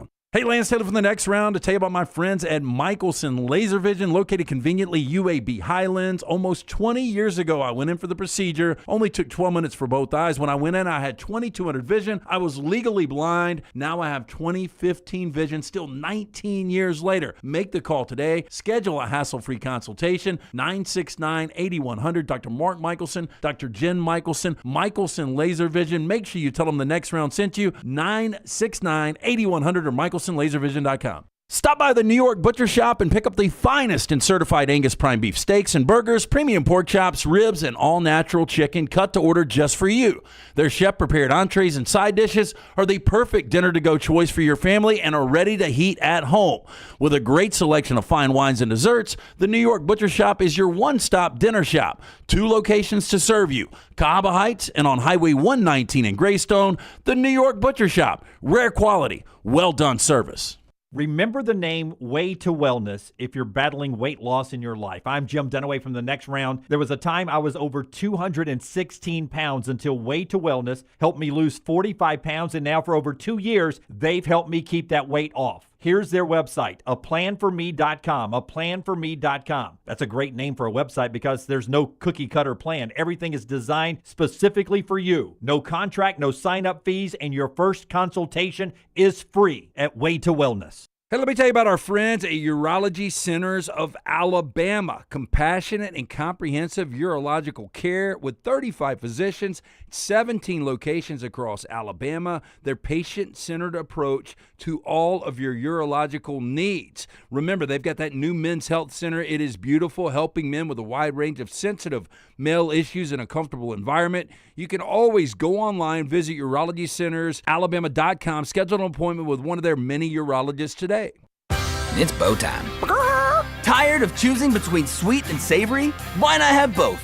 Introducing Bojangles' new chicken and bowberry waffles, The bold Cajun chicken filet you love, now drizzled with a Bowberry honey glaze and sandwiched between 2 warm waffles. Which means your favorite meal of the day just met your new favorite dish. And lucky for you, it's served all day. But it's only here for a limited time, so try chicken and Bowberry waffles at Bojangles today. It's bow time. I'm attorney Alexander Shinar, Alabama born, Alabama raised, and ready to fight for your rights. I have one of the largest firms in Alabama, and we are here to help you get the compensation you deserve. Call me, Alabama, 323-1000. No representation is made that the quality of legal services being performed is greater than those of other lawyers. Jim Dunaway, Lance Taylor, Ryan Brown. Live from the Birmingham Racecourse Casino Studios, the next round, presented by Bud Light, is on now. All right, final hour of the show. Back to a little SEC and college basketball in a second, but I still have the football story I want to get to about the one SEC coach who says, general manager? I don't need no stinking general manager. That's coming up in just a second. The show brought to you by our buddies at Champy's. If I could just tell you a personal note real quick about Champy's Chicken. Are you going to get emotional? I'm going to try not to. Okay. Because you guys know my dad's in the hospital still, 11 days now, ICU.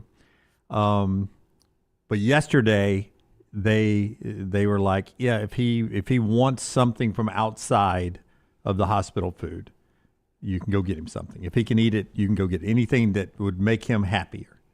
Go get him something.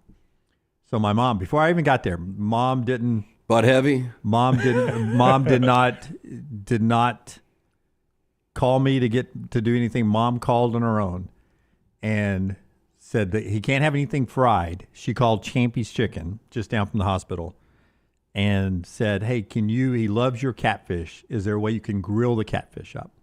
And Megan and Sterling, we don't grill the catfish, but for him, we will grill the catfish. So they grilled some catfish for him just for Dad.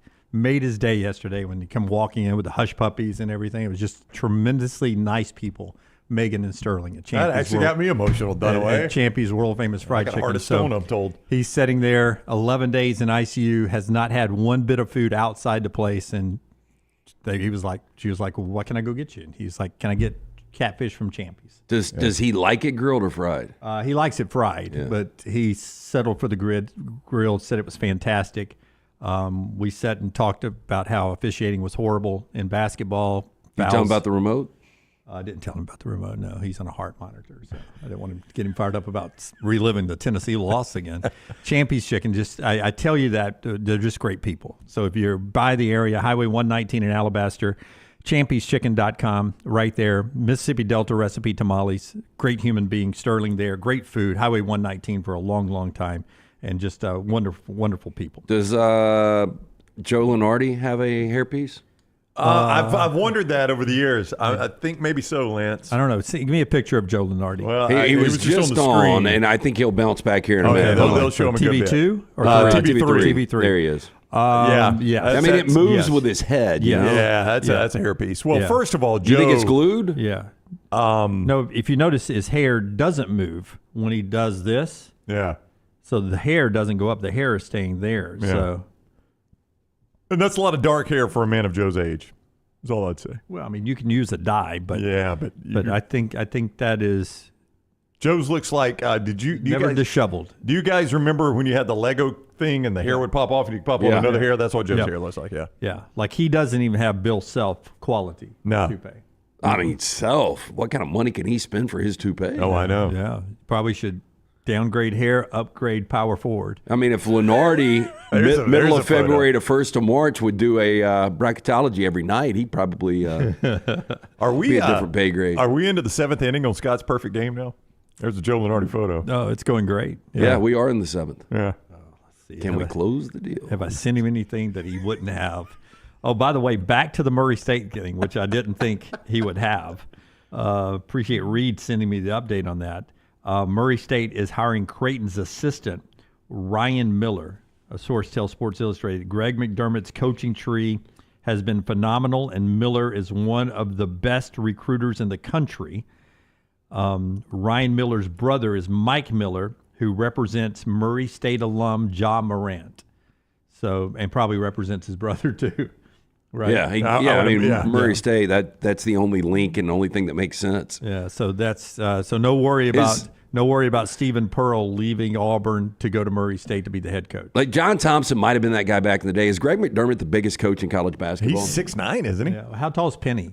Well, so Penny's 6'7", 6'8", but he's still pretty thin. Right. Like more pallbearers at Greg McDermott's funeral or Tim Melton's? How tall is Melton? Melton, how tall are you? Officially, how tall is Tim Melton? I'm 6'9". 6'9". So you're I think Melton and Greg McDermott are basically the same size. Yeah. Like, Melton, a good prank for you. Dress up as Bigfoot and run around the woods down in like Oak Mountain and stuff. Good way to get shot and donated to a museum. Do people want to shoot though? We've always There's started. a lot of local Squatch hunters. Yeah. I think I've told this story before, but in my old neighborhood, I don't think you have. The Squatch hunters is what you just called them? Yeah, that's what they call themselves. Okay, go ahead. Couple that lived across the street from me in my old neighborhood, they were Bigfoot hunters, and apparently she shot him one night when he was sleeping. All right, Scott. I go, what kind of freaky stuff is the couple that are Bigfoot hunters into? So these were I don't know. These were self-proclaimed Bigfoot hunters. Like they would tell you about it. Yes. So we're going to hunt him and shoot him instead of capturing him. Yeah, you're only going to make money if Why you not capture. both? You might capture him and try to get Bigfoot's pelt. I don't know. It might be valuable. So would they hunt out of state for him, or was it just around here? I think they were just looking around here. I'm But not she sure. shot her own husband? Did she confuse him for Bigfoot, or was there a domestic dispute? No, it was a murder. Oh, so she killed him. Yeah. And lived across the street from you? Yeah. So what high school did you go to? Hey, still together, by the way. Still together. So that's pretty amazing, Tyler. I tell you what, Tyler's one of the most fascinating people I've ever met. So I've never heard Squatch hunters before. Yeah, I've never heard that phrase. So I assume and I'm not sure you're using it right. Oh, you got to watch. What's the show? It's like Monster Hunters or something. It's one of There's those a million of those History things. Channel shows. Yeah. But, So is she incarcerated? Yes. Okay. How long ago was this? This is maybe 4 years ago. Were they otherwise nice people? Like before she killed him, like would you have been on the news saying she was a very nice lady to me? Believe it or not, they were kind of odd. Oh no, I totally believe that, but I just like wonder odd for neighbors or odd for Squatch hunters, or odd for Jeeves. That's true. Yeah. Jeeves, when have you ever called somebody weird? Like a little off. Oh yeah, I delivered to somebody a while back, and I think they were out of it in some way. I don't know if they were using substances or if they were just in a bad space, but they weren't all there. But don't you drop it most of the time, or do you have interaction? Most of the time, but this time I was walking up to the apartment building, and I was double checking my phone to make sure I had like the right apartment number, and I was looking around, and then I hear a voice from the floor above say, "I'm up here," and I look up, and the dude's grabbing his nuts, like while saying My balls is hot. Yeah, I understand. And so I'm like, "Oh, okay." And I start walking up the stairs to give him the food, and he mumbles something. I said, "I'm sorry, what was that?" And he goes, "I said, the devil's never given me hell, only people have." And he's like looking through me, a full 1,000-yard stare. Did you have your piece on you? It was in the car, so not very helpful at the time. But I just said, "Oh, I'm sorry to hear that." I don't know how do you respond to that. I would go. I agree with you 100%. Yeah, I'm going to toss him the food though. Has anybody ever invited you in? No. That's Tyler's Adventures there, brought to you by our friends at Hemp Hill. They run hot and cold for you all the time. Tell us about Hemp Hill LT. 205-229-2090. That is the number. Birmingham has trusted since 1954 for all of your plumbing, heating, and cooling issues. Adam, Chad, Andrew, the guys there awaiting your call. 205-229-2090 or hemphillservices.com. The contract for Oklahoma General Manager Jim Nagy is released. 3 years, $750,000 the first year, $850,000 the second year, $950,000 the third year, all guaranteed money. Good for him. Yeah, wow, guaranteed, huh? All guaranteed money for Jim Nagy. 3 years there as he is out in Norman. But one coach in the SEC, Kirby Smart, says we have no plans to hire a general manager. I have a lot of people on our staff in charge of the roster, and I am the guy in charge of the roster. We don't need a general manager. We have no plans of hiring a general manager. I mean, look, can't question Kirby. We talked about yesterday. You brought up that he's going into year 10 outside of year 1 where he was 8-5 and 2020 where they were 8-2. He's had nothing but eight plus years. And this is a power thing. You bring in a general manager and you're a guy like Kirby Smart. I mean, how much power would the general manager even have? I would just think, though, not glorified secretary is not what I'm trying to say here, Dunaway, but it seems like there's a lot he could take off Kirby's plate, but Kirby could still have the power over the roster or whatever he wants, but there are certain things he could delegate. I think what this shows you is Kirby's not much of a delegator, right? He is going to handle everything. I think this would also tell you that you know your strengths, and one of Nick Saban's strengths was player evaluation and recruiting, right? Yeah, I don't think Saban would have ever had a general manager. That's right, because that was his role, right?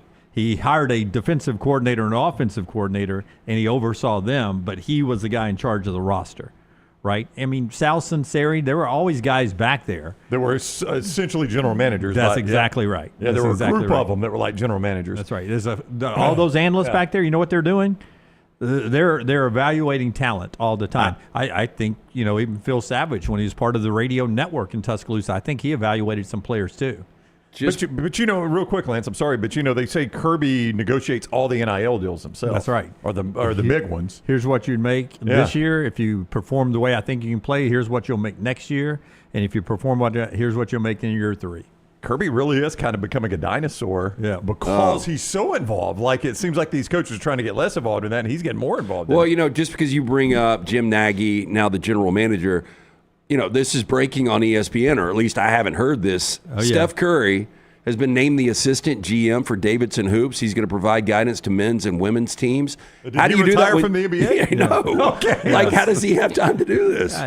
That's assistant and guidance. That's going to be just a silly. Figurehead. He'll talk to people. But just, hey, give us your NIL dollars. That's all we need. I would imagine some of that's involved. I mean, why have that silly? Why have that silly title though? So this is silly. I saw this recruiting, story, isn't it? I saw this, and it did not make my sheet when I saw it happen. I was like, that's a headline grabber for no reason right there. I mean, I want to see Steph Curry sweeping the bleachers after a game. Like, more impactful. Yesterday, Marshall Faulk addressed the Colorado football team. He's on the coaching staff. He's the running backs position coach. Yeah. And he walked in and he addressed the team, and he clapped back at Deion. By the way, when he was talking to the players, he's like, "Hey, everybody, I'm Coach Marshall Faulk. I'm Googleable if you want to Google me." And he looked over at Deion and says, "I knew I'd get you on that one." He's got something Deion doesn't have. Yeah, Super Bowl championship. No, Deion's got one of those. Right. MVP. Yeah. That's a heck of a staff. Marshall Faulk, Warren Sapp. The players continue to jump out because remember James White with New England, the running back. Yeah. He's the Illinois running back coach now. Well, these guys are paying their dues. Yeah, and I think, I heard an interview a couple of days ago or yesterday with Eddie George, and Eddie George is an impressive guy. Yep. I think it shows you a couple of things. These guys have to love the game still, but more importantly, they didn't make the money some of these guys make now. Because I don't know if you're a Marshall Faulk, outside of just the absolute love for the game, why you would want to go grind as a position coach. I thought he was really good on the NFL Network, and that went a different direction. He's not in broadcasting anymore. It'll be interesting to see what he does in coaching and how long he does it, but he was impressive in the team meeting yesterday. All right. Before we get back to basketball and hear from Bruce Pearl and Nate Oates, the show today being brought to you by our friends at Michelson Laser Vision. Yeah, 205-969-8100. That's the number that I called more than 2 decades ago. I had the 2200 vision. I was legally blind without the aid of contacts. After the procedure, took 12 minutes for both eyes, 20/15 vision, better than 20/20. Dr. Mort Michelson, Dr. Jen Michelson, best in the business, 205-969-8100 or MichelsonLaserVision.com. Cut 3, and then we'll do cut 7 from Nate Oates, but Bruce Pearl first.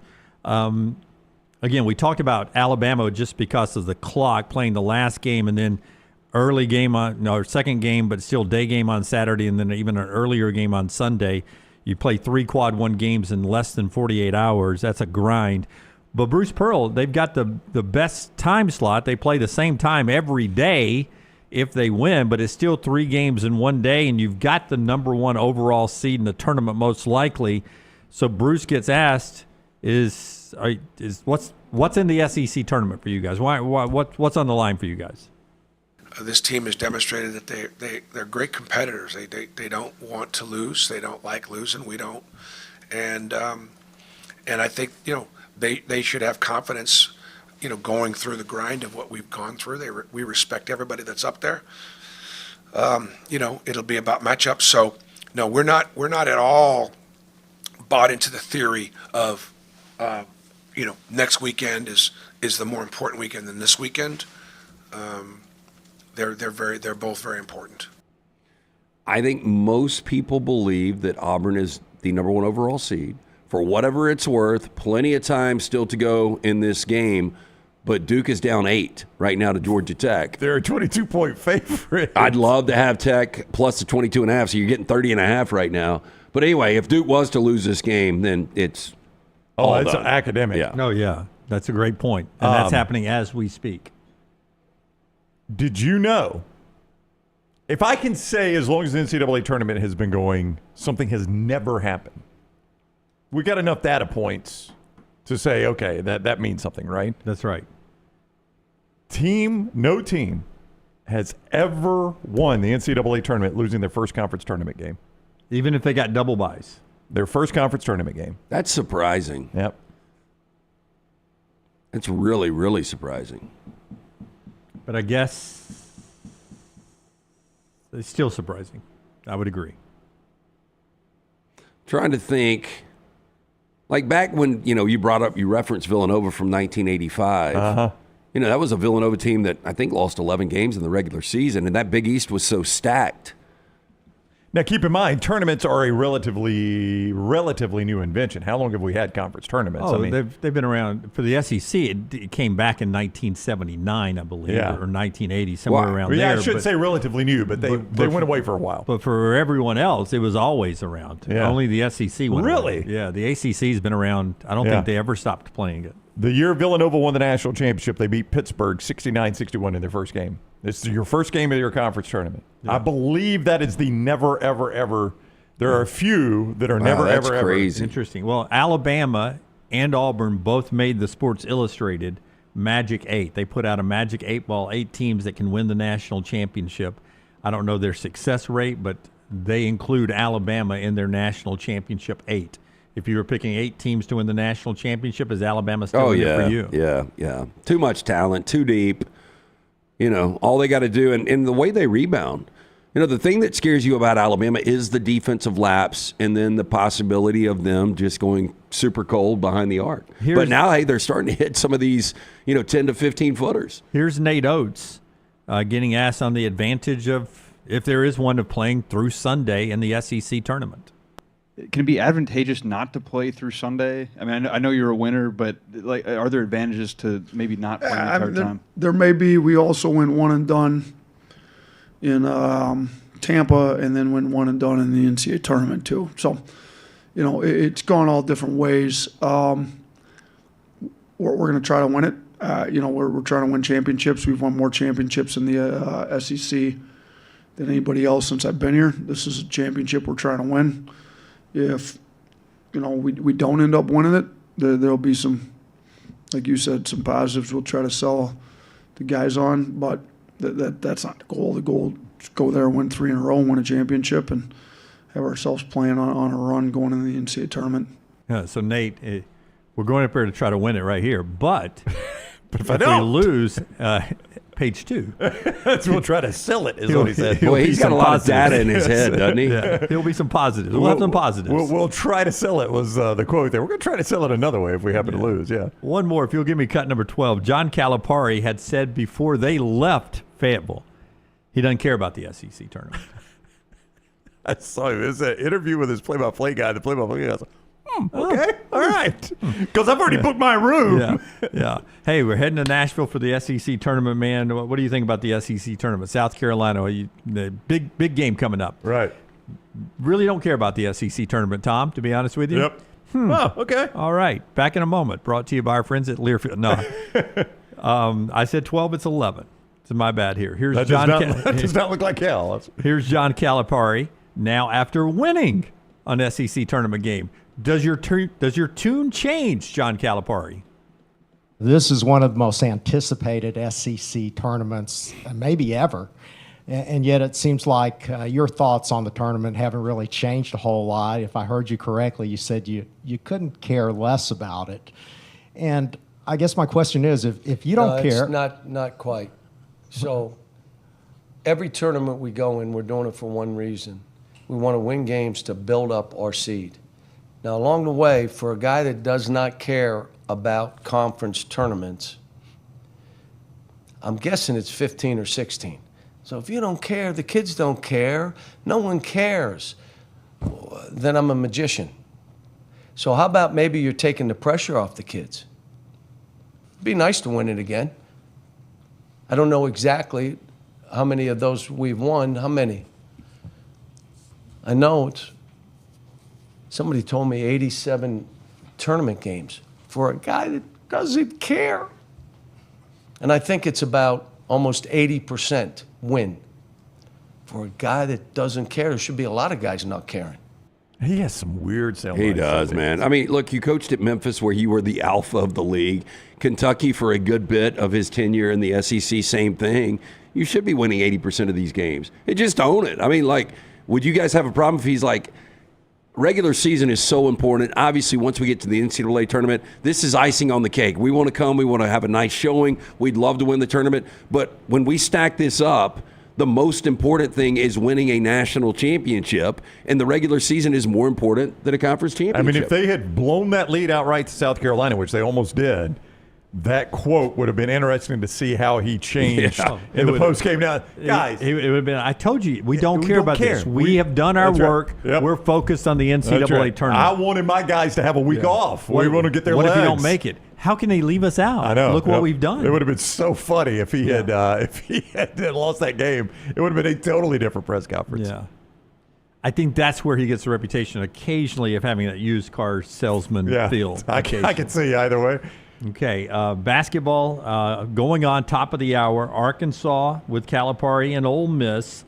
Winner gets Auburn. That's our Vulcan Tire Automotive look at the SEC tournament. They've got our coverage all week long from up in Nashville. Yeah, make sure you stop into one of those Birmingham locations of Vulcan Tire and Automotive. You need to make sure bumper to bumper you are ready to get on the road. Whether you're heading to one of these games this March, maybe you're heading to spring break with the kids.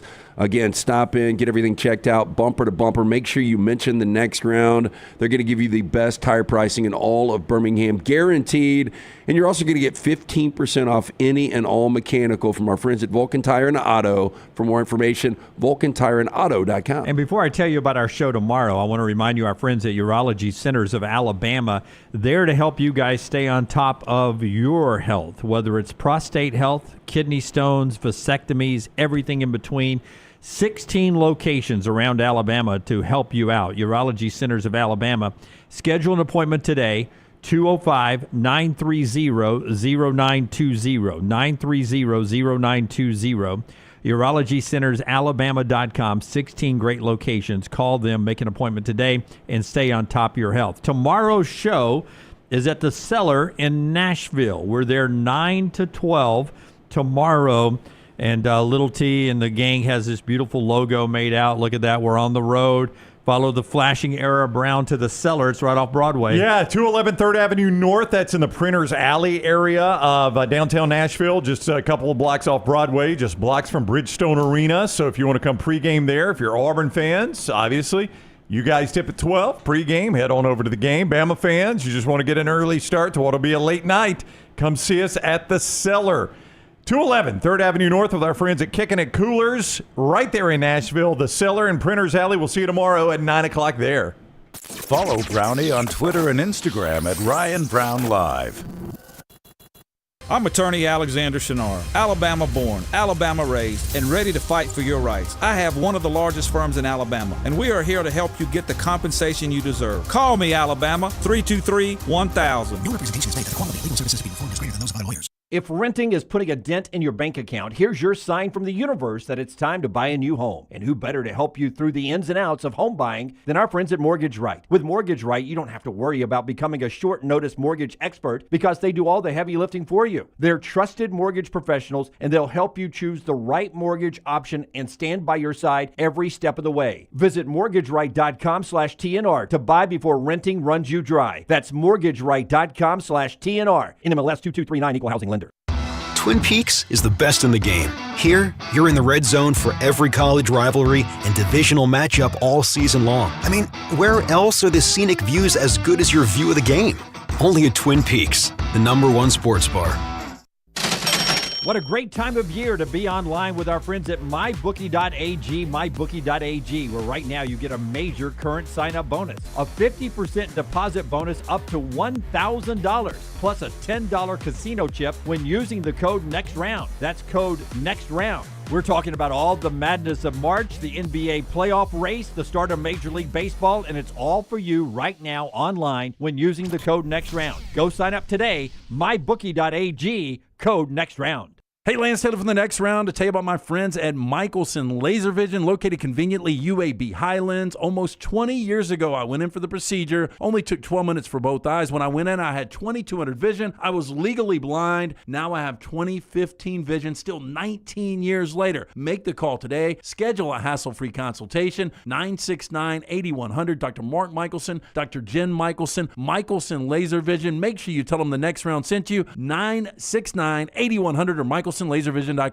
You could win a Cadillac CT5 or your share of $25,000 in free play and cash at Birmingham Racecourse Casino. The more you visit, the more chances you have to win. Play the latest, most exciting games around with fun bonuses and big jackpots. You can be a winner too. Come win your share during the Cadillac CT5 and $25,000 giveaway at Birmingham Racecourse Casino. Drawings April 5th and 6th. Located off I-459, exit 31, Derby Parkway. Must be 21 or older, must be present to win.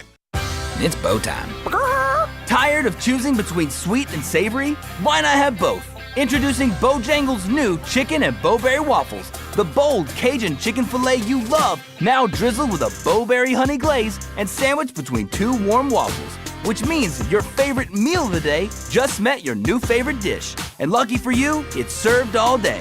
But it's only here for a limited time, so try Chicken and Bowberry Waffles at Bojangles today. It's bow time. Looking for a great place for that boring meeting? Leave the office and go to the Golfus. What about corporate events like board meetings, sales meetings, customer appreciation events? How about the Golfus? Watch parties for football and basketball, parties for birthdays or couple showers. The Golfus is a great place for those. The Golfus has Birmingham's best golf simulators and man caves in Vestavia on Highway 31, opening soon in Trussville and on Highway 280. Bring whatever you want to eat or drink, even bring your own clubs. Get out of the office. Go to the Golfus. Book your spot now at thegolfus.com. I'm attorney Alexander Shinar, Alabama born, Alabama raised, and ready to fight for your rights. I have one of the largest firms in Alabama, and we are here to help you get the compensation you deserve. Call me, Alabama, 323-1000. No representation is made that the quality of legal services being performed is greater than those of other lawyers.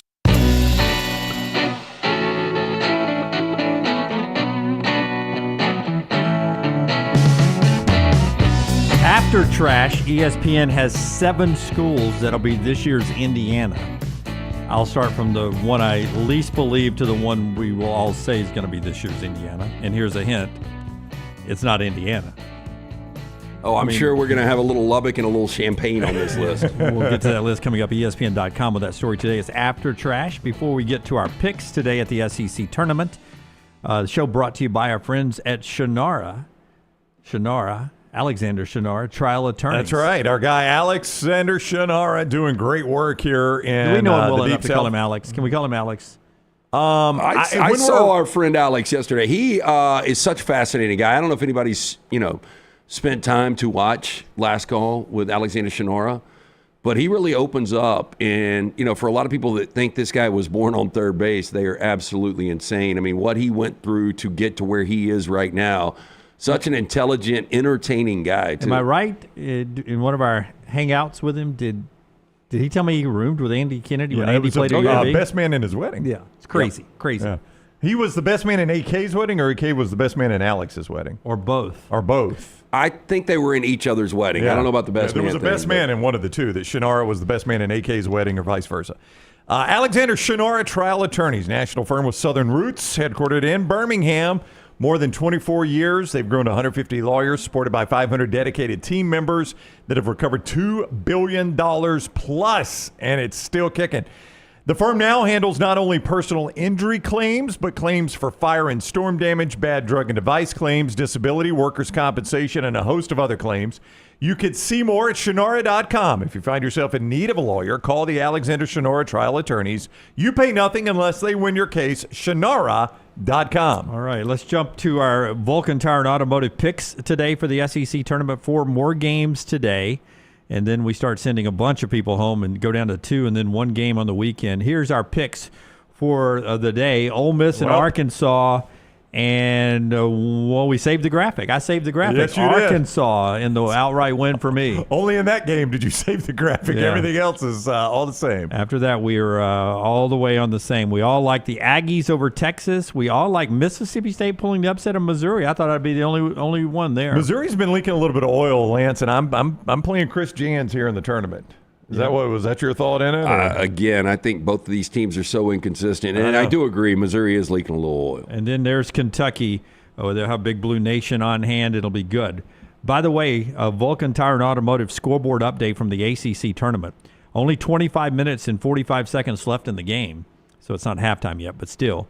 Georgia Tech 24, Duke 12. Missed shot there. Rebound out of bounds off of White. Georgia Tech gets the basketball. If you're an Auburn fan and you care, a loss by Duke, LT said it, would cement Auburn as the number 1 overall team. It would. If Duke by the way, if you're watching, you're the committee right now, watching the game, not us, this should be enough already that they're down 12 and at any point in the game when you're up 22-point favorite. Yeah, but nobody's like, I would think 90% of that committee's probably not watching and they'll just see the final score. And you know what they're going to see? Duke's going to have the halftime lead in this game, by the way.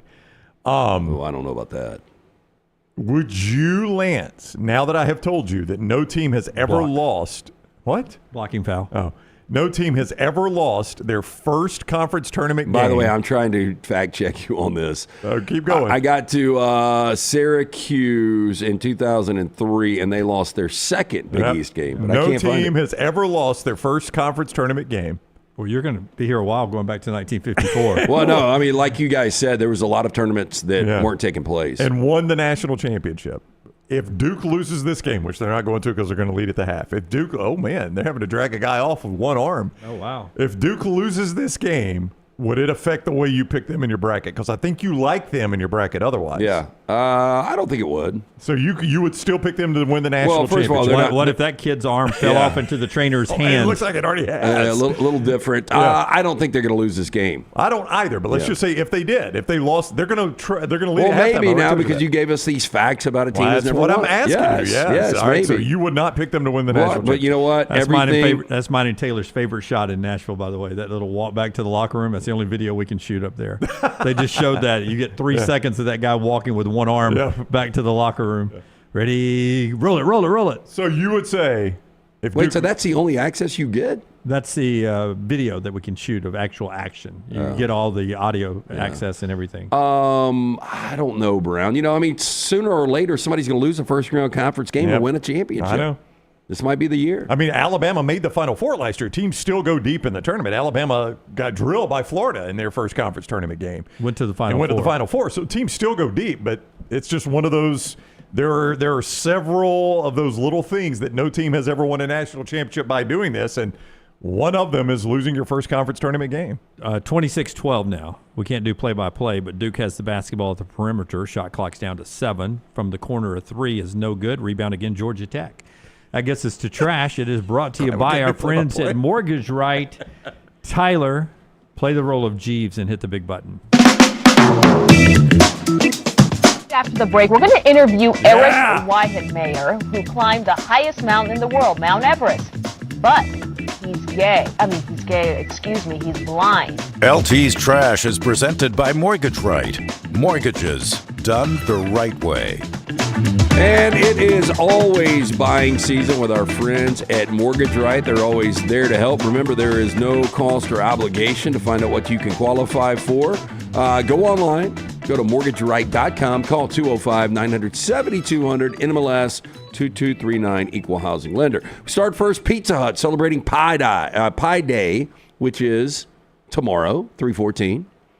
Oh, okay, yeah. Doing it with new pizza charcuterie board, which is allowing fans to create their own pizza boards, perfect for social gatherings. Now, the suggested price is $24.99. For the price, you can build your own savory experience by mixing and matching the following menu options. Any 2 medium pizzas, choose your favorites, whether it's a classic hand-tossed crust or the Chicago Tavern style for a flavor-packed meal. Any 8 boneless wings, add some crunch to the mix with perfectly sauced bite-sized wings. And any sticks and dips. Pair the warm golden baked sticks with a selection of rich, flavorful dips to step up your charcuterie board game. Who is this? Is this Mr. Hut? Not a sponsor, right? No. Nope. I don't understand why we're making it like a charcuterie board and stacking everything.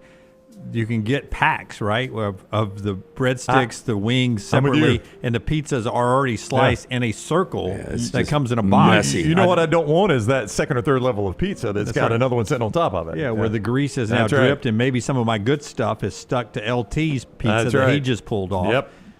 This is just... I'm assuming the presentation will be different. This is just a promotional. Well, can't they be much say, worse than that right there. True. It's a great value combo of pizzas, wings, breadsticks. Pizza charcuterie encourages you to style your spread for a fun, interactive, and shareable experience.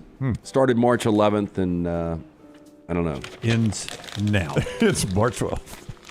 Florida man back in the news. Man facing an arson charge after police say he set fire to a Tampa strip club early Wednesday morning. Extra in the Chosen. Well, that's quite a beard.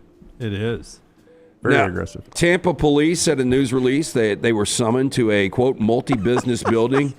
If I go through that door, is that where the nude dancing is? Is that a classy joint if your awning says nude dancing on the front? I mean, you know what you're getting into if you walk under it. Font. It is a script font. Now, like, they're not stripping, right? I just want to walk in, they're already nude and dancing, right? I'd like to see some nude dancing if you do not mind. Like, nude dancing would scare me. Like, I'd walk in and I'd be required to be nude dancing, too. That's Nude a weird... dancing sounds like almost like a theater. Like you're gonna go and get some balcony seats and get the little monocles. I don't know if you see on the other marquee two theaters. So, you know, this is a high-end joint, multi-facility. Would you want a hazmat mask with the fumes that are burning up? Oh, yeah. Once that thing starts going up in flames, no telling what's being released into the atmosphere. Yeah. I mean, the furniture there, it burns. Does the baby oil burn quick? So, Tampa police said in a news response that they were summoned to the multi-business building just before 5 a.m. in response to an arson and shooting incident. Tampa Fire Rescue crews also responded. Photos later released by the agency showed firefighters battling a blaze at the Pink Pony Showgirls strip club. Now, police say the fire was intentionally set by Arvin Samalapur, 29, you see right there, who a witness said also fired a gun multiple times while inside of the building. Responding officers apprehended him, and he was, quote, dragging brush into the burning structure. Fire crews brought the blaze under control within about a half hour. One firefighter was injured, taken to a hospital for evaluation, then was released. Officers brought Salmapur to a district office for questioning. While they're in a holding area, he said he was thirsty. An officer gave him a bottle of water. Salampur then damaged the camera inside of the holding area, urinated into the empty bottle, and threw it at a police officer. My gosh. He did not like the nude dancing. Well, you know what you're not getting again? Something to drink. Throw a container full of piss at somebody. Yeah. It'd be hard for me to give him freedom at that point. I'm going to need him to change his evil ways. That should be a song. Probably needs to trim that beard up a little bit, too. Probably I'd least of his problems right now. Yeah. I think you may have to. Can you have a beard like that in jail? Do they make you shave? You can with the Yankees now. You know, they changed their policy. Yeah, they may make you shave for health reasons, like lice. Yeah. Contraband. You probably could hide something in you that. hide some in that beer for sure. So more than 4,000 diners will be compensated after two men allegedly urinated in broth at a hot pot outlet in Shanghai. Are you kidding me? Now, Chinese hot pot giant, can you help me with the pronunciation here? You probably eat it, Jeeves. Hai De Lao. There you go. Confirmed the offer after a video showing two men urinating into the broth of their hot pot while dining in a private room at one of its restaurants started circulating online late last month. Now, the incident occurred on February 24th, but the company said on Wednesday it only became aware of the issue 4 days later and could not initially determine the time and location.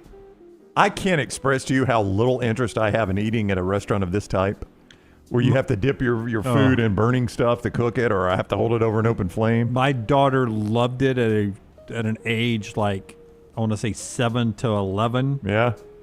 7 to 12 maybe. We had to go all the time. It used to be one by our place. I know. By our house. I know. And it was her birthday choice every time. I have never set foot in that restaurant. The only time we would go with her birthday. I think it's kind of a young person thing, because I remember Alan Dick, who had Dick Broadcasting back before we were Citadel and then Cumulus at Jocks, took us on a trip first year I worked there, and we went to this, and we were in Vail, and we went to this steakhouse, and you would go up and you would choose your own steak through the kitchen. And then they had these open grills that you would grill your own steak. And I thought it was cool when I was 20-something. Yeah. But then, my ass don't want to do that now. You're like, this is what I do at home. Yeah, right. But what's it called? Because Korean barbecue. Huh? There's Korean barbecue. There's Korean barbecue, where you but cook it at no, the that's table. called fondue. Fondue, yeah. Yeah. We did that I on say Christmas Eve until we moved out of our house into our new townhome when we started this project. So we've never done it at the next round. But it was Christmas Eve every year. We would do fondue because my daughter loved it so much, and we stopped doing it when she finally showed very little interest. And we were like, "Hey, can we nix this fondue Christmas order Eve a pizza? tradition? Do you mind?" And we have traditional food now. So one of my favorite We have ham places down in Rosemary is a place called La Crema. It's a tapas place, but they do the fondue, and the kids, that's the thing they look forward to the most at the end of the night is that fondue, and it's pretty good. When she was like, I was like, "You really don't seem into this anymore," and she goes, "No, Mom works really hard at this. Not a lot of bang for his buck. Well, we do it for you." Yeah. Well, I thought it was a family tradition. Well, it was because of you. Yeah. Hot pot's really good though. You've got this. You got the broth in the center, and then everybody just chucks in their choice of sliced meats. Let it cook. Yeah, it all tastes the same now. Yeah. Well, I mean, you can cook it different ways. Like my steak tastes like your calamari. I got honestly, a little divider in there. You mean that little pool of urine you're talking about there? Yeah. In that case, it was urine. Would you not rather go to a local grocery store deli and just those hot ass items back there? Give me some potato wedges and some mac and cheese. Yeah. Are those chicken fingers? No, that's fish sticks. All right, I'll take the fish sticks. Yeah. So the Hidalgo, or whatever the place is called, it started in a small town. Yeah. 1994 has become one of the most popular Chinese cuisine brands in the world as of June of 23. It's got over 1,300 restaurants in China, operated more than 1,400 globally. Can I call a quick timeout? Is that Cooper Flagg that they're working on his ankle right there on the bench, and he's got his head in a towel? Oh, I see in the Cooper chat Flagg? people are saying flag is out, flag down, flag limping. Looks like ankle. So I am chat's sorry, already on it. Lance. I am sorry to interrupt trash. Normally we don't do breaking news in trash. Yeah, hey, look. But that would be a pretty big deal right there. I still think Duke will win the game if he never comes back in, but boy, what kind of news is this moving forward? Yeah. I mean, he appears to be in significant pain. If I'm John Shire, he's not playing again this tournament. No, we're in Charlotte now. We can't take you live there, can we, Forrest? No, we can't. But Cooper Flagg is on the bench. It's his left lower leg, or is it his knee? I mean, it is so significant. They've got it in a split screen right now. They are showing it full time along with a game that Duke also is trailing, by the way. Yep. They're taking him to the locker room is what's about to happen. Oh, my gosh. They're about to take him to the locker room. Hang on, let's see how bad this looks as he's going to the locker room. Here we go. Did he wave at the crowd? Oh, he's getting some big guys. I think it's an ankle. He can't put weight on it. Guys, this is something else right here. What a development. Two guys were trying to cheer that they'd cut it to 5, 29-24, and they grabbed his T-shirt and said, "Hey, you got to help Cooper get to the locker room." It looks like a left ankle. Oh, he can't put pressure on it. It's either ankle or knee, LT. Yeah, it could be a knee. He can't. I mean, he literally cannot put pressure on it. That is remarkable.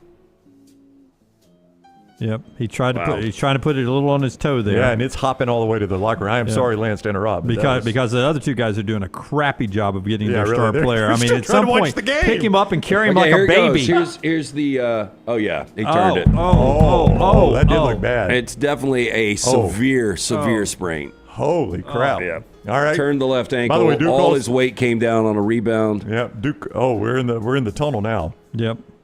I do not think that is, again, pure speculation. Oh, I don't think you'll see him in this tournament again, but I think he'll be ready to roll. Oh, okay. No. Lance is diagnosed. Oh, yeah. No, that looks a lot worse than Janai Broom. Is Scott already showing video of it? Scott, perfect game. I mean, my gosh, this is a perfect game. Yeah. And we are late in the 9th inning here, Scotty. Keep it going. Yep. I mean, that thing's going to be sore for a long time. Yes, it is. Sorry, Boy. probably already purple. All right, go ahead. Sorry, Lance. Sorry. No, all I good. mean, it could be ligament. I mean, that was the first worry about Janai Broom. You had some ligament tears and stuff. Yeah. Yeah, I mean, it could be. Yeah. All right, go ahead. So this kind of a little correlation with the story you told us about your DoorDash. Final story here on Trash. Shortly after an American Airlines flight left Savannah, Georgia, it turned back due to chaos caused by a passenger who thought a satanic spirit had entered the cabin. Oh, no. Is this the guy you saw on DoorDash? No. His balls were hot. The man's sister, who was traveling with him, later told authorities he had told her the spirit wanted to prevent them from reaching Haiti, their eventual destination. To protect himself, the man, Delange Augustine, swallowed rosary beads to fend off the spirit.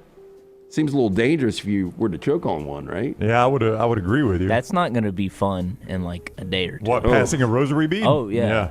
Then when one of the flight staff members approached him, he reared back in his seat, raised his legs, kicked that person in the chest. Now, the pilots overheard the commotion, turned the flight around, headed back to the Savannah airport. Augustine, 31, was later charged with battery, willful obstruction of law enforcement officers, and criminal damage to property. Now, once the Miami-bound plane was redirected back to Savannah airport, Augustine seemed to calm down. However, another commotion ensued upon landing when he attacked a flight attendant preparing to open the door.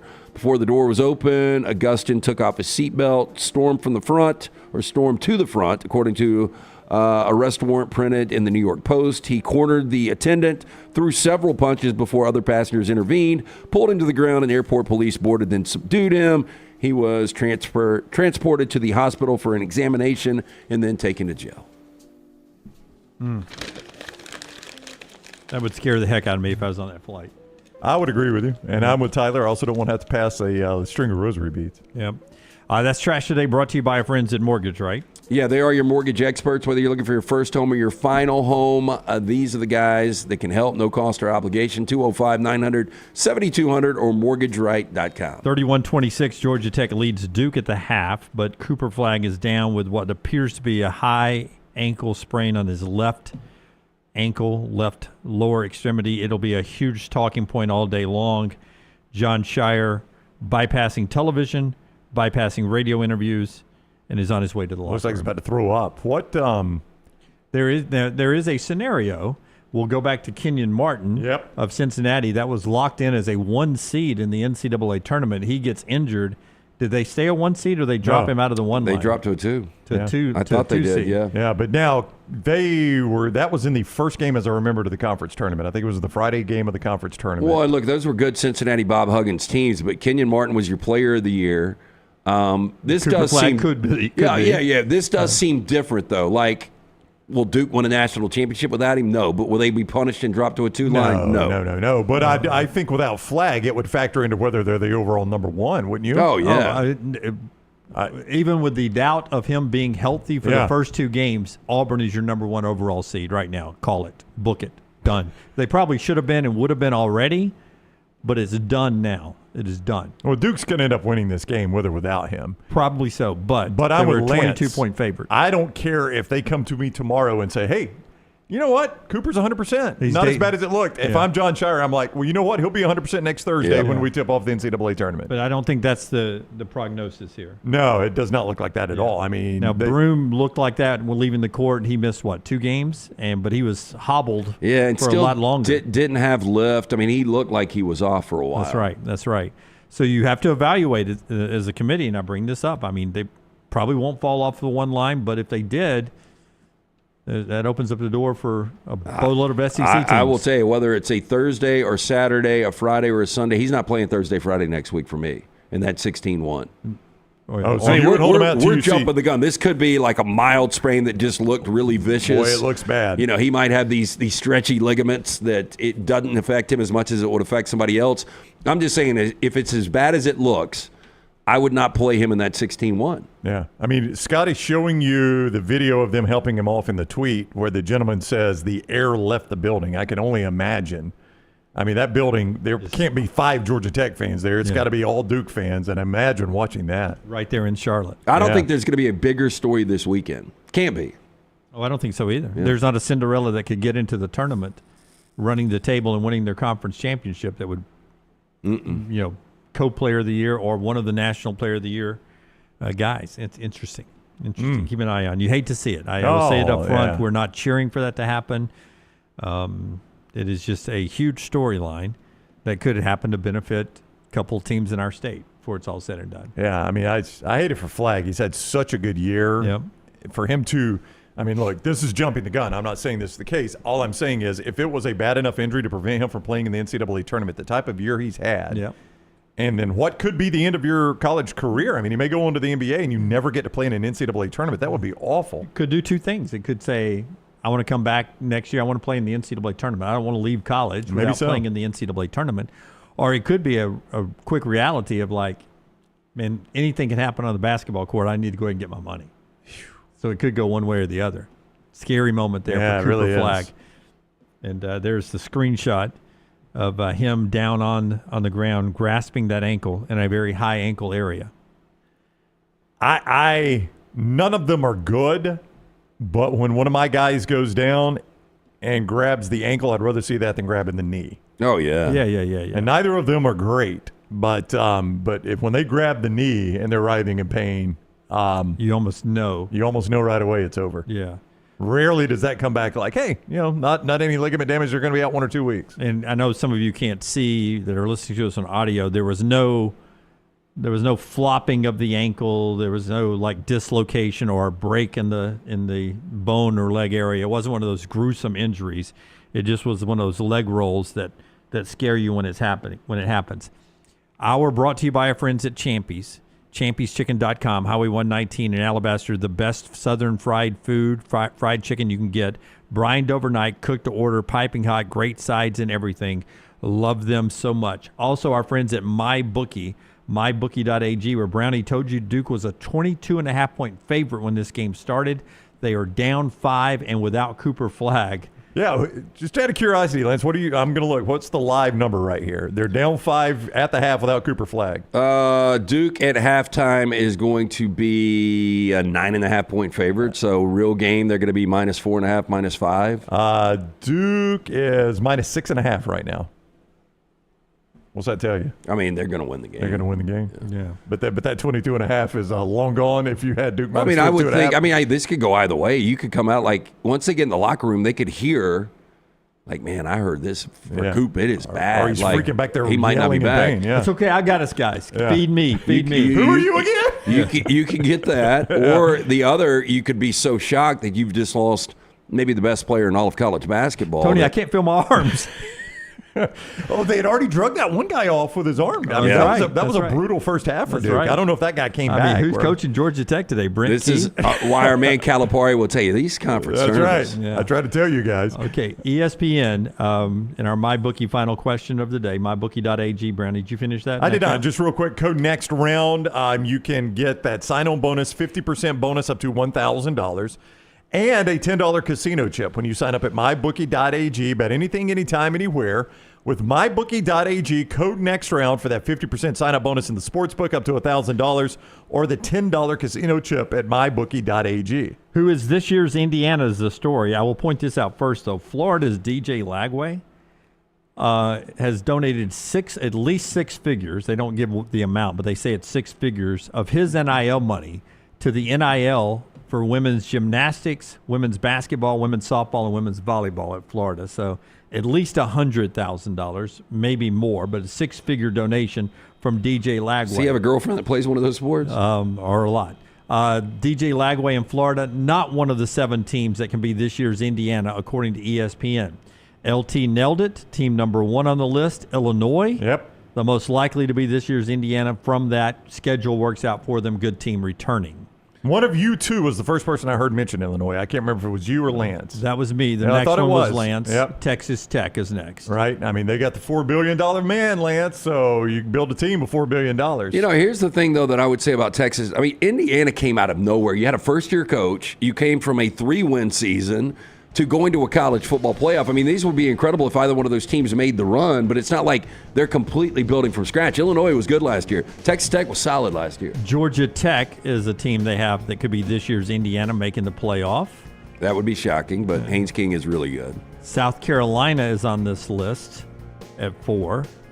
Iowa State is on this list. South Carolina almost made the playoff this last year. Iowa State was a game away from playoff, playing the Big 12 championship. I mean, these are all teams that were really good last year. Colorado is on this list. No, I mean that would be a massive. Deion might end up being in Nick Saban, that rare air, if he pulls that off. And then North Carolina is the other team. Everybody's buying Belichick right there. ESPN.com. By the way, they had to take Flagg in a wheelchair. This is no joke. I got the photo here, and they just showed video on TV too, a wheelchair to get his leg examined. So they are not taking any chances. Taking the shoe and sock off because of swelling. Yeah, this is bad. Not taking any chances with the guy. All right, so that is the latest on what's gone on at the ACC tournament. We'll update you if we have an update. 2 to 4, we go back live because Cooper Flagg has dictated it, and we've already scheduled it. But 2 to 4 today at Innisfree. We're live. If you're in the area, Lakeview, come in. But watch us on our video platform. Thanks to our friends at Bud Light. There's the picture. Forrester finishing with a strikeout to complete his perfect game. Wow.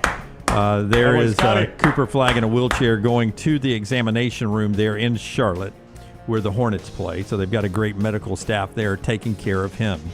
We'll take care of you 2 to 4 this afternoon, and then we're off to Nashville for the SEC tournament. The games are starting now at Bridgestone. Enjoy them. Remember, Auburn gets the winner of the first one. Arkansas and Ole Miss. Until next time, God bless you and God bless America.